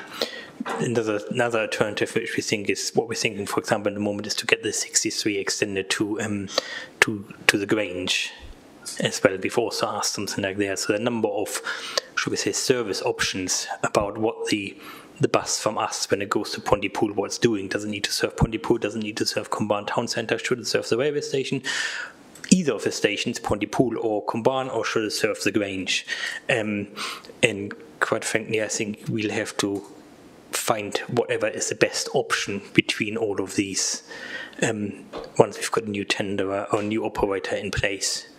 Yes, and once we know the cost implications of doing so. So at the moment, I'm afraid we're looking into this, but I'm not quite sure. Christian, would that be the number 63 then, would it? Yes, the 63 service. Yes, the one from Chepstow Usk, which goes over to Pontypool. There are another issue with this one is that actually a high proportion of the passengers on this bus actually come to the college here, so we're sort of bound by the college needs as well, because that pays quite a bit of the the income on the bus service. So that's really, I'm sorry if that's a bit vague, but yes, we would quite like to have the bus going to the railway station, or other things being equal, but there are a number of options or issues at that at the Torvine end which needs to be balanced, and at the moment I don't quite know where this is going. In terms of, I think, lift share you mentioned, at the moment nobody is doing any promotion of lift share. We have raised it again with Welsh Government Transport for Wales to say this is something which they've done in the past. Would you like to do things again, and haven't really got any response. I do feel it would be a big effort for MCC to achieve some meaningful things, because it's not a question about investment, it's a question about really trying to promote this on a regular, continuously to make this work. Like I think Devon County Council is probably the most successful in this type of things, and they spend quite a substantial amount of resources, which at the moment we could only do this if we're not stop doing something else, to be quite honest. There aren't any free resources to add this to it. Right, thank you. Who have we got next? So we've got Steve next. Thank you, Chair. Just go back to Councillor Butler's point about delivery vehicles on our roads. One of the things that crossed my mind was that we should be encouraging residents they've got to make what we call a modal shift, isn't it, to use maybe local shops and collection points where they can have parcels delivered to. When you order an item, usually you can see there's a number of options locally to have them dropped off, so we could all do our bit to reduce the number of vehicle movements by using local pickup points, and also encouraging people to support local shops and businesses that provide those services. So that might be one way we could help. Going back to my area of Monmouth, we obviously don't have any trains. We haven't had any since Beeching, so we would have had probably one of the most beautiful railway lines in the UK, if not the world, if it hadn't been closed. But at the moment we're stuck with bus and road as our main ways of getting in and out. I noticed about the talk about the bus coach stop. We haven't had National Express stopping in Monmouth for a long time, so where are we with that in terms of a possible drop-off point? I've heard mention about using the roundabout at the Dixon roundabout. Maybe there's land there that's totally unsuitable for building on, but could possibly have be opened up as some kind of car park for coaches to pull in off the road. The bus station in Monmouth does need an upgrade as well, which I know has been talked about. Obviously, money's the issue. We could do with something there. Buses to Newport and the frequency, there's no encouragement really for people like myself who commute to Cardiff to use the bus because it takes too long to get to Newport, and so I drive to Newport, get the train from there using the Transport for Wales discount tickets. You can buy 12 tickets for the price of 10, so that's something I'd encourage people to do using the train. If I lived in the south of the county, I'd be using the train, and I think again it's disappointing that the figures we saw last year for passenger numbers were very poor compared to pre-COVID levels, and again residents need to shift their way of moving, and if those people in the south of the county could start to use the trains more, that would help, I'm sure. As we don't have access to a train up in the north, we're stuck. Also, encouraging people to use the train from Monmouth. We could do a better access in Abergavenny. Currently, you have to request the driver to stop on the road. There's no bus stop near the station. And Chepstow as well. Obviously, you've got to walk, and with the new interchange, that will help matters. And again, encouraging people to if they've got a longer train journey and they've got the time to get to a station, then we can encourage that modal shift, hopefully. And I think that's. And active travel. I mean, that is one of the big things we are having in Monmouth with new routes coming online. My biggest issue is Kingswood Gate, and we are moving forward with that for next year. But again, that's going to be a big help for residents in that new development to have access to a proper walkway.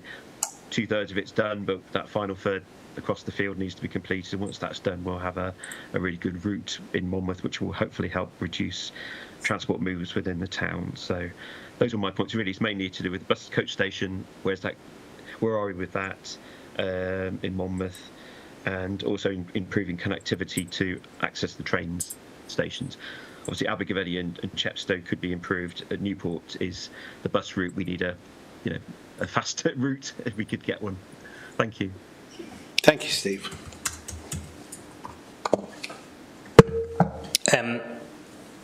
Yes, in terms of Monmouth, we can look into that.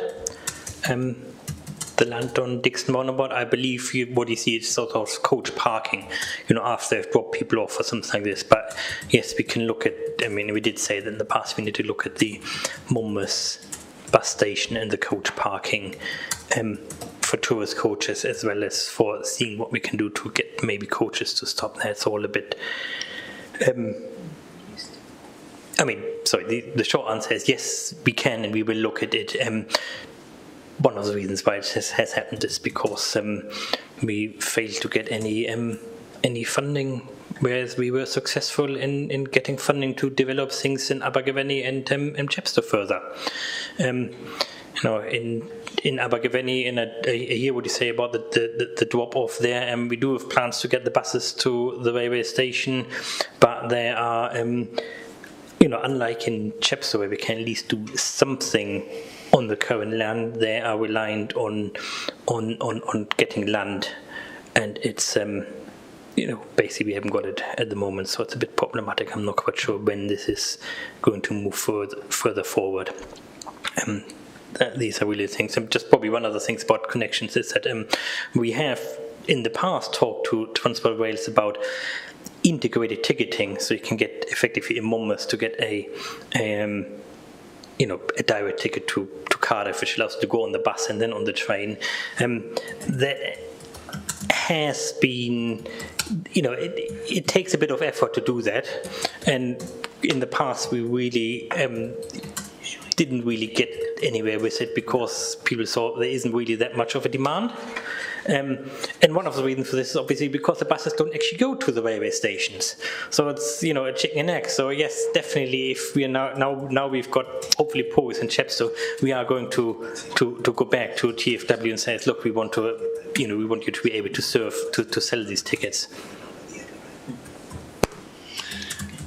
Right, super. Thank you, Christian. So I've got my deputy chair, Penny, a couple of questions. Thank you. Mine's only aesthetic, really, and it could be seen, Deb, as nitpicking, I think, but can I just say it anyway? It's about the provisional objectives which are written in the report, and on page 16, when we first come to these principal objectives, we see that number 3 is they want to contribute to the economic ambitions of Monmouthshire, which is, you know, really good. And then number 4 is support the Welsh language, which is fantastic. That's really good. But by the time we come to the Monmouthshire transport report plan, at the end on page 99, and in a couple of other places, which is localised, we have changed that round so that the culture comes at number 3 and the economic ambitions for Monmouthshire come at number 4. And I really feel that, you know, much as we must promote the Welsh culture, and it's fantastic that it's in there, it really shouldn't be above the economic ambitions of Monmouthshire. Thanks. Yeah. Thank you very much. I mean, this is one of the reasons why we're doing public consultations, or why we do consultations for these things in generally, because when you go through the whole document, you know, things like this is something which is really used for comments, because I think it's a straightforward change. Probably Nicholas to come in on. I remember Jill at the very beginning of this was dissatisfied with some of the answers, so I did say to Jill that she would have another opportunity to either re-ask those questions, but I suspect, I can see she's got a hand up, Nicholas could provide some answers if he's still in the meeting. Is he? He's still? Yeah. Yes, Jill. Yeah. They weren't actually answered at all. I wasn't dissatisfied with the answers. They weren't answered because we had to stand by for Francis to step in. So the question was about active travel in Caldecott. It says it's complete, but they haven't come back to Nick. I'm not sure. We come back to the councillors. I've just checked with Councillor Easton. He's not aware either. The other thing was, you've just talked about it, that I tried to interject with. Trying to get people onto the trains and change culture, but we've got a problem with no rolling stock. I went to the presentation in Mega and they're saying there's no rolling stock, and they've got problems with the engines, the new engines they've ordered. So we've got a big problem. So please, will you think about not doing any of this until we've got some alternatives for people? And the other one was about the public consultation, the stakeholders, talking about the demographic in Monmouthshire and perhaps some digitally excluded people, how we are tackling that. I know it's a difficult thing, but how we're tackling that, please. I'm really open to any of the officers responding to that, really. Nick's coming. If I come back first on the active travel points, that's okay, Chair. So I see that you're referencing table 2.2, where it says Caldecott Active Travel Network completed for design and feasibility. I believe this is just high-level preliminary design and feasibility on some of the routes. So obviously you'll be aware that Caldecott Links is currently about to be constructed, and Church Road has been constructed. On the whole network, design and feasibility certainly hasn't been completed at this stage. I'm aware that the local councillors are waiting for me to come back on Woodstock Way and Mill Lane design, which I've received designs at 7 p.m. on Friday, so I haven't yet shared the invitation for the meeting, but I will be doing that this week. There's also complete. Thank you. No, there's the network is certainly not complete. We have 398 routes across the county, which I believe 280 require design work on. So we're certainly a long way off having design and feasibility completed on a large section of the network.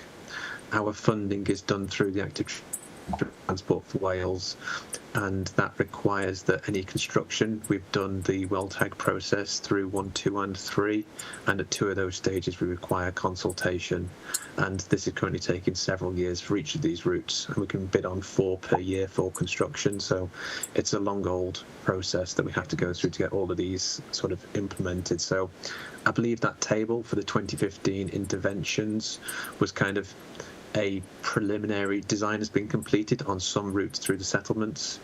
Throughout the Sevenside area, we're looking to try and get that spinal route to make sure a strong connection to the railway stations, all 3 of them, hopefully, in the future. And then we have got some things moving in the area. Like I said, the Caldecott Links and Church Road have begun. And obviously you've seen some designs preliminary on the other ones, and we're going to be coming back to you soon for the rest. So I hope that's kind of we've got a lot of work in the area still to do, but there is a beginning of progress on there. So the table's not quite correct. Thank you very much. Yeah, thank you. Dale had a really interesting. Are the officers? Sorry to have a go at the officers, but it's Dale's fault. Are the officers encouraged to do car sharing? I mean, I know historically you're all from one part of the county. You know, you've all had to come to us, and not all of you. We've had a lot of new officers, so I have no idea who these people are actually. But the reality is, though, are you actually encouraged to do that? Right, Deborah's going to give me a lift occasionally. All right. Does that quantify? Proper car share, or is this something you've organically magicked up? There has been occasionally over the years attempts to effectively encourage officers to car share.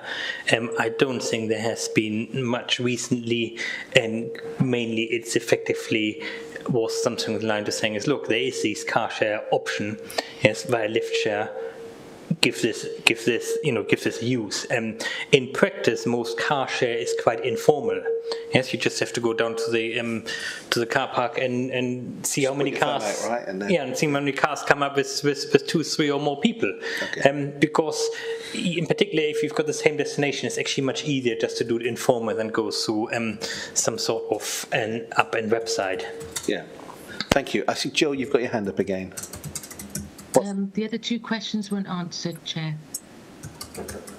Right, go on, Deb. I will answer those, and in reference to the lift share, and I'd also point out that a lot of staff now have the ability to work agilely. So in terms of preference, our preference would be if you don't need to travel, don't travel. And then if you do need to travel, then start to work with your colleagues. If you go into the same meeting, then try and arrange those. In terms of your questions in digitally excluded, we promoted as part of our press release around all of this that we would ask those that don't have access to IT to visit our hubs. They'll be able to access computer equipment there and get support from colleagues in the hubs to be able to do that. And that was done through our press releases, so that was in the media, not just online media, but it was in hard print as well. So we've tried our best to try and capture everybody as much as we can. And in terms of promoting rail when there's operational issues around stock, there will be temporary issues, and we cannot use that as a barrier to promoting transitional shift, modal shift. What we actually need to do is put pressure on TFW and other operators to ensure that they do have the rolling stock available. And if they are incentivised to do that by increased patronage, then they will do that. So our job is to actually put pressure on them to make sure that they've got the stock by encouraging more people to switch behaviours and get on public transport. And just respond to that. So the last week, there's not been enough rolling stock and been impossible to get on a train to go to Cardiff for Christmas shopping or whatever. So it is a viable thing. So talking about people from Caldecott not being able to get on or not using the trains, we can't because there's only 2 carriages normally. Thank you. Thank you. And can I, sorry, that's a really good point actually, because my own personal experience is that when I have tried to use the train back and forth to Newport, occasionally you can get there, but getting back sometimes there's often technical issues to do with Severn Tunnel Junction, and as a consequence of that, if Chepstow's on the journey on the way back, if it's going to Gloucester and ultimately or Lydney or whatever, it just misses Chepstow. So you can be on the train and it'll say this train is not stopping at Chepstow. So if people know that's consistent behaviour, which talking to the people on Newport bus on the station, then it disincentivises people's desire to really want to use that service. You know, it's really frustrating. Christian, what do you say about that? Well, yeah, I mean, and they do. I mean, all the train companies got an issue with too many cancellations, and I think it is personally, I would question some of the decision making which led to that situation, and also the current rail, the way franchises works, probably doesn't really help to incentivize them to sort it quickly. But it is something which we note, and where we tend to get comments from members of the public, where we usually just say, look, you need to go to the operator there. There's not much we can do about it. When we do have meetings with them, we do mention it to say something like, look, when are you going to do things? But I get the same comments back then, which you hear, if you generally hear them. So it's not, it's not what it is. And we do point out that this is particularly an issue, and they should give priority to the Chepstow line, instead of that being the first weekend, it should be last one, because it's got such a bad service already. Yes, if we had a half-hourly service and one train wouldn't turn up, or you couldn't get on this, then it's bad enough. Yes, if the next train is not half an hour later, but in 2 hours, then that's a complete sedation. I mean, the same happened to me on Friday when I couldn't get on the train in Chepstow. So we are putting the very point to say something is you need to give priority to the more worse served lines, to Transport for Wales. They did say that they were going to get the hourly service during 2024. But then a year ago they said it's going to be during 2023. So I just can repeat this, and not much more we can do, I think. Okay, so my big question is about understanding the movement, work. I guess people who are effectively in work, commuting, where those jobs are. We covered it in a previous meeting, Christian, where we hear about the amount of people that are effectively moving from the housing developments from Lydney and possibly from Caldecott as well now, from Portskewitt, all basically going in mostly one direction, which is Bristol. In the document, there's not a lot of stats relating to, or a lot of information about our understanding of the enormity of the daily work shift of people working.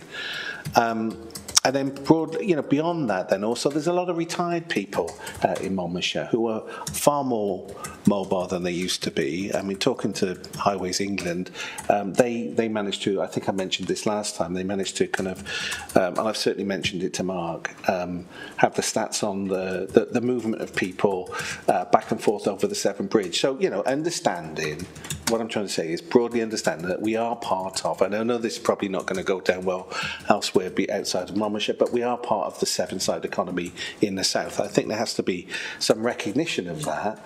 And I know Councillor Rook's been approached by businesses in Avonmouth about, commuting and their ability to actually get public transport to Avonmouth, and we know, for example, Christian, I mentioned this before, that there's approximately 9,000 people that work on the Avonmouth industrial estate. And when I say the industrial estate, it's a huge area basically from the new Severn Bridge all the way down into Avonmouth docks.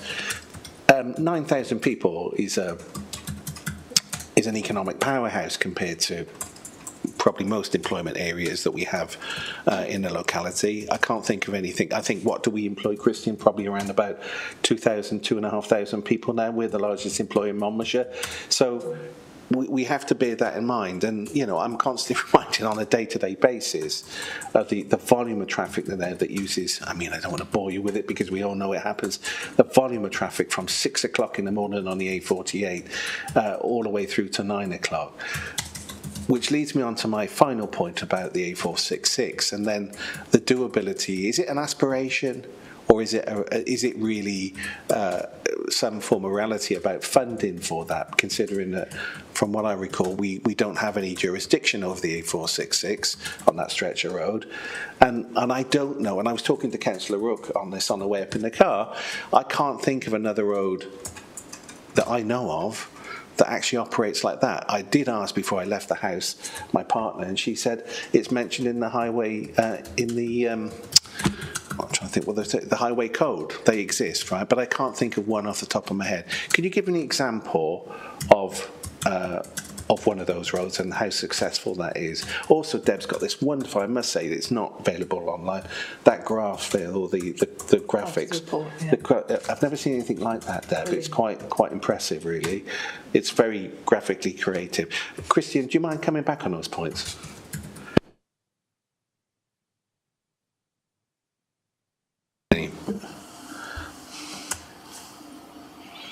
Sorry, I wasn't quite sure which point. Well, look, so my point is that are you satisfied that we have a proper, or Mark can come back on this, a proper understanding of the broader kind of day-to-day shift of the workforce from the south of Monmouthshire over to the Severn Bridge and back again, and the enormity of it? I mean, obviously you'll say, well, possibly we do because this is what the document's there to do, but what I'm trying to say to you is, if we've got then local businesses approaching Councillor Rook saying, look, I'm concerned that our workforce are, not getting to work on time. Is there any kind of better options for them as far as public transport's concerned? What are we doing to reach out to those people? And do we properly understand the enormity of the migration on a day-to-day basis? Yeah, I'm happy to come on this if it helps, unless Christian wants to.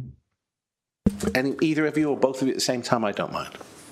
All right, Chair. Shall I go first? In terms of the question you're asking, there's actually a bit of regional work being commissioned at the moment to look at how the Cardiff Capital Region local development plans all fit together. And part of that is looking at commuting, including cross-boundary into the West of England area for us in particular, and then into the Swansea Bay City Deal area for authorities like the Vale of Glamorgan and Bridgend.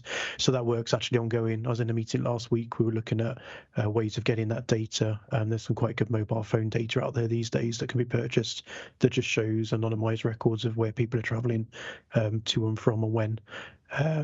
So I think it's probably fair to say the data we have at the moment is really quite poor, but that is a bit of work that's happening at the moment and can give us a much better analysis and data and evidence going forwards. Thank you, Mark. Thank you very much. Right. Have we got any other questions? Have I missed anybody out? Is there any other questions that are outstanding, someone's not happy about, they haven't had a response? Is there anything at all from members? No? I'm going to invite the Cabinet member to come back if she's got any points that she wants to raise or pick up on what's been said. So if the Cabinet member would like to come in. Thanks, and there's so much detail within that. Sorry, Councillor Watts, Chairman. I suppose I really just wanted to say, I think perhaps what's clear from the discussion is the complexity of what we're faced with, not only because of the situation, the context that I described to begin with, that we're needing to move away from really a system that we've developed and built over probably several decades. And we're doing that in a time of huge economic difficulty. But probably the other huge complexity that perhaps is coming out, that I'm sure many of you are already very well aware of, is the limits to our own powers within Monmouthshire and the extent to which we have to try and influence decisions as opposed to being able to take them ourselves. So for myself, this has been a huge learning curve over the last 18 months, I must say. And I think perhaps one of the challenges we face is just how difficult it is for the general public to understand sometimes what looks like a bit of a mess in terms of transport systems across the whole country. But I feel that by this exercise that we've carried out, we've done our best to understand perhaps what we need to work towards, and what we can do and what we can't do. So it's a good starting point. I don't think it's not a final solution at all, and everybody's brought up incredibly relevant points and issues that face their own wards, but also their experience across the county. One of the big frustrations for myself right now is seeing the level of expertise and ability within our own staff team, and what we could do if we could only get our hands on the money. And that's what I'm feeling at the moment. I'm thinking, yes, we do know what we need to do. And I think we just have to keep really trying and working as well as we can with the other authorities, such as Bern, such as TFW, and indeed with the local authorities across the bridge as well, which I know is particularly sensitive for Chepstow. So that's really all I wanted to say, and to thank all the officers for the huge amount of work they're putting into this. Thanks. Yeah, and thank you so much. I'm going to just summarise this. So we've got concerns about the consultation process and the involvement of Chepstow councillors, or the lack of it on relevant matters really to this point, because I guess we're concerned that there's not enough time for them to be properly involved in it. There are major concerns around the level of funding, which we've kind of covered, but there's still concerns to deliver our aspirations really of this plan, or the aspirations of this plan, and concerns about the accessibility and the lack of drop-off curbs at bus stations, and then obviously concerns about charging infrastructure. And I think particularly that latter point, I think, if we cover more urban areas, it seems almost like a kind of impossible task. So I think we remain concerned about that. I'd like to thank the Cabinet member, and I'd like to thank especially the officers for coming along and giving them us their time. I hope you've found this interesting, or some of the questions that we posed interesting. I'd especially like to thank the questions as well that I've had from my fellow members. And I'd like to say as well, I think this is Mark's last meeting with us, isn't it, Mark? Mark Han? Yeah, I guess it possibly is. Yes. I'm with you till the end of February. Oh, really? I'm not sure what else is in my diary. So yeah, you've got to suffer me a bit longer, Armand. Oh, all right. I'm sorry. Well, we were going to wave you off then, but maybe will we see you in a game, Mark? I'm not really sure. Sorry to be so casual about it, but I guess. Yeah, probably. All right. Okay. All right. Well, if we don't, I think we'd like to say, and these meetings are fairly sporadic. Who knows? We might not meet until March. I mean, if we don't, we'd like to say farewell to you and thank you for all the energy and time that you put into this authority. And we'd wish you well, whatever you might be doing. I assume you're sailing around the world or going to Hawaii or something like that. So, all the best, and a Merry Christmas to you all. Thank you all for attending. So, this part of the meeting is now closed. Right, so moving on. Number 5 it's the minutes of the previous meeting. I've got some notes. Sorry, Chair. Yeah. In the minutes, I think it's got, I forgot where I put it now. I think it's got Chair, Councillor Watts, etc., and then it's got Vice Chair, and it's repeated exactly the same, Councillor Watts. So if you could just look at that. Yeah. Thanks. Okay. Any other points? Any other issues? No? Okay. Yeah, sorry, can we have a nomination and seconder for those minutes? Yeah, okay. Super duper.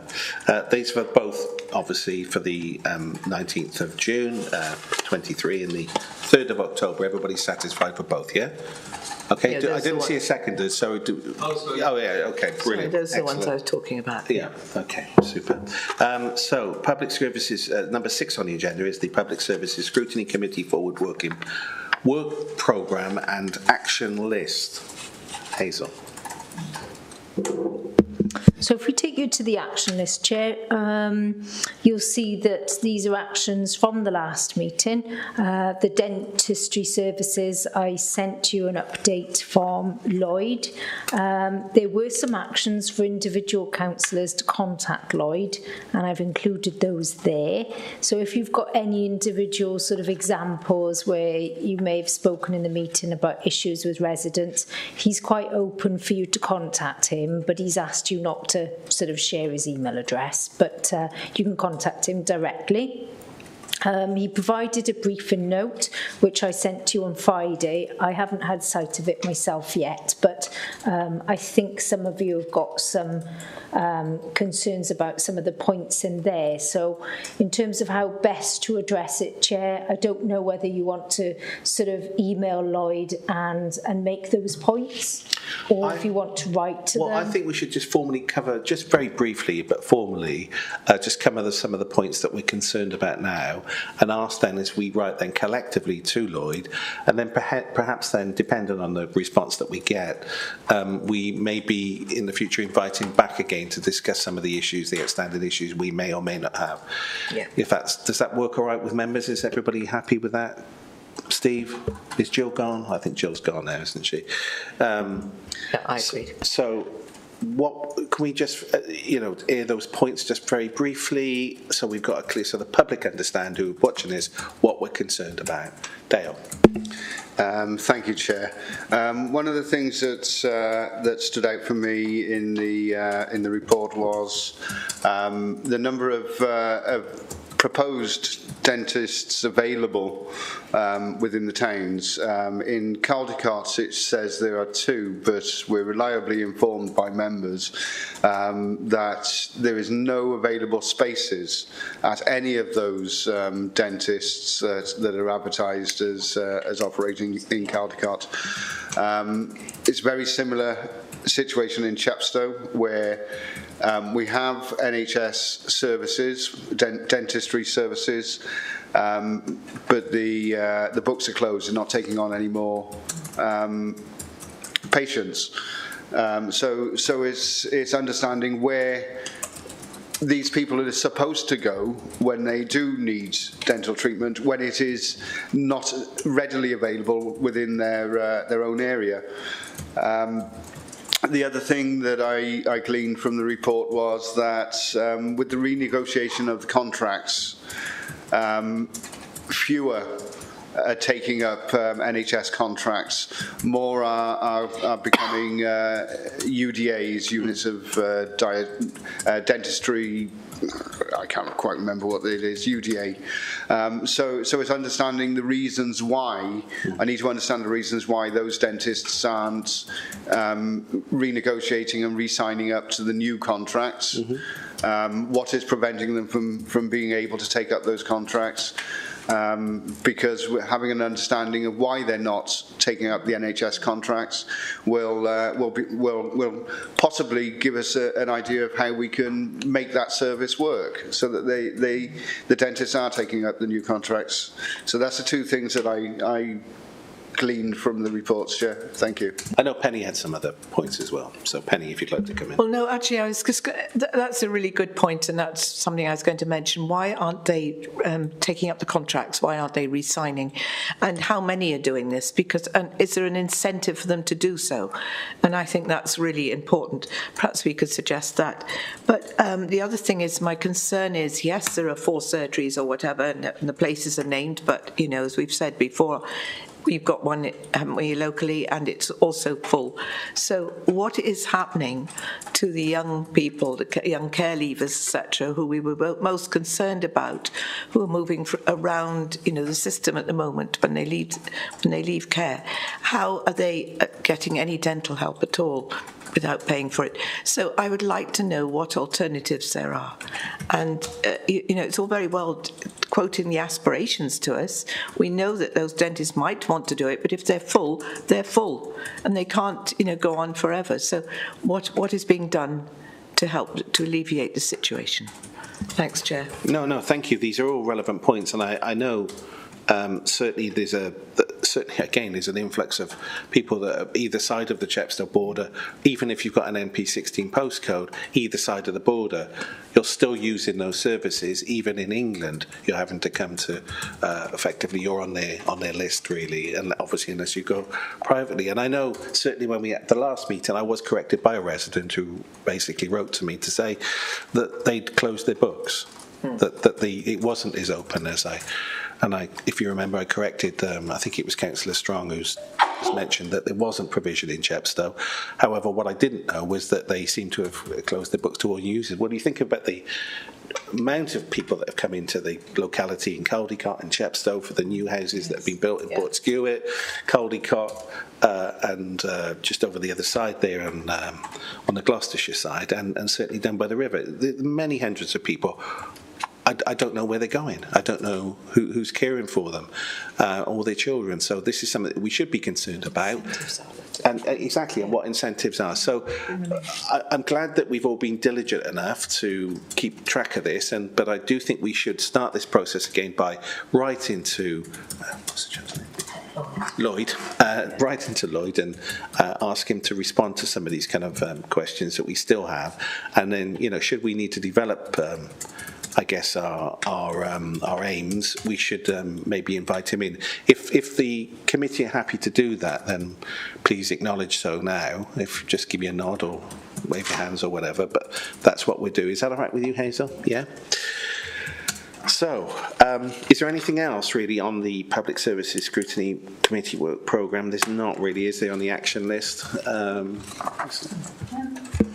I don't know if anybody's got any thoughts on what they'd like to discuss, if there's anything imminent that you want to discuss at the next meeting, or we've got a list of topics, Chair, that we haven't allocated dates to.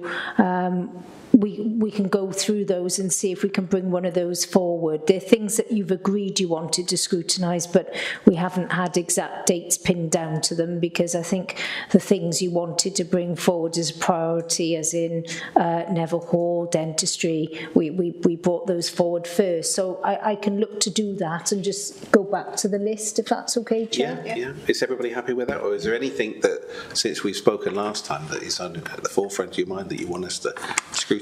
You are the committee, so it's really up to you. Jan? Can I just come in there? Accessing neighbourhood policing, big issue with us in Penplenny. Very difficult to get hold of neighbourhood policing, know who they are, got the numbers, got their emails, never respond. So neighbourhood policing would be one for me, please. So we have a new inspector, don't we, Emma? Yeah. I so far, when I've not actually met her, but I've spoken to her twice on the phone. She seems to be quite diligent and switched on, and a breath of fresh air, really. So perhaps we could invite Emma along to discuss some of the issues that we might have talked about on relating to other issues, so she kind of gets it, so he knows where we're coming from. Is that all right, Jan? Yeah. So that's great. Thank you. Yes. Yeah. Could we invite her maybe to the next meeting? Yeah. I know she's always. So I've had in my other with the other hat on the town council. She's super busy, because, she's just one inspector now, isn't it? We used to have more regional ones, so we'll have to give you some notice on when we intend to meet, but I'm sure we can do that. Okay, so number 7, so the council and the cabinet work planner, Hazel. Well, it's the same thing, Chair. Yeah. So, what would you like to do at the next meeting? All right. Is there anything that from the cabinet work programme planner that we're,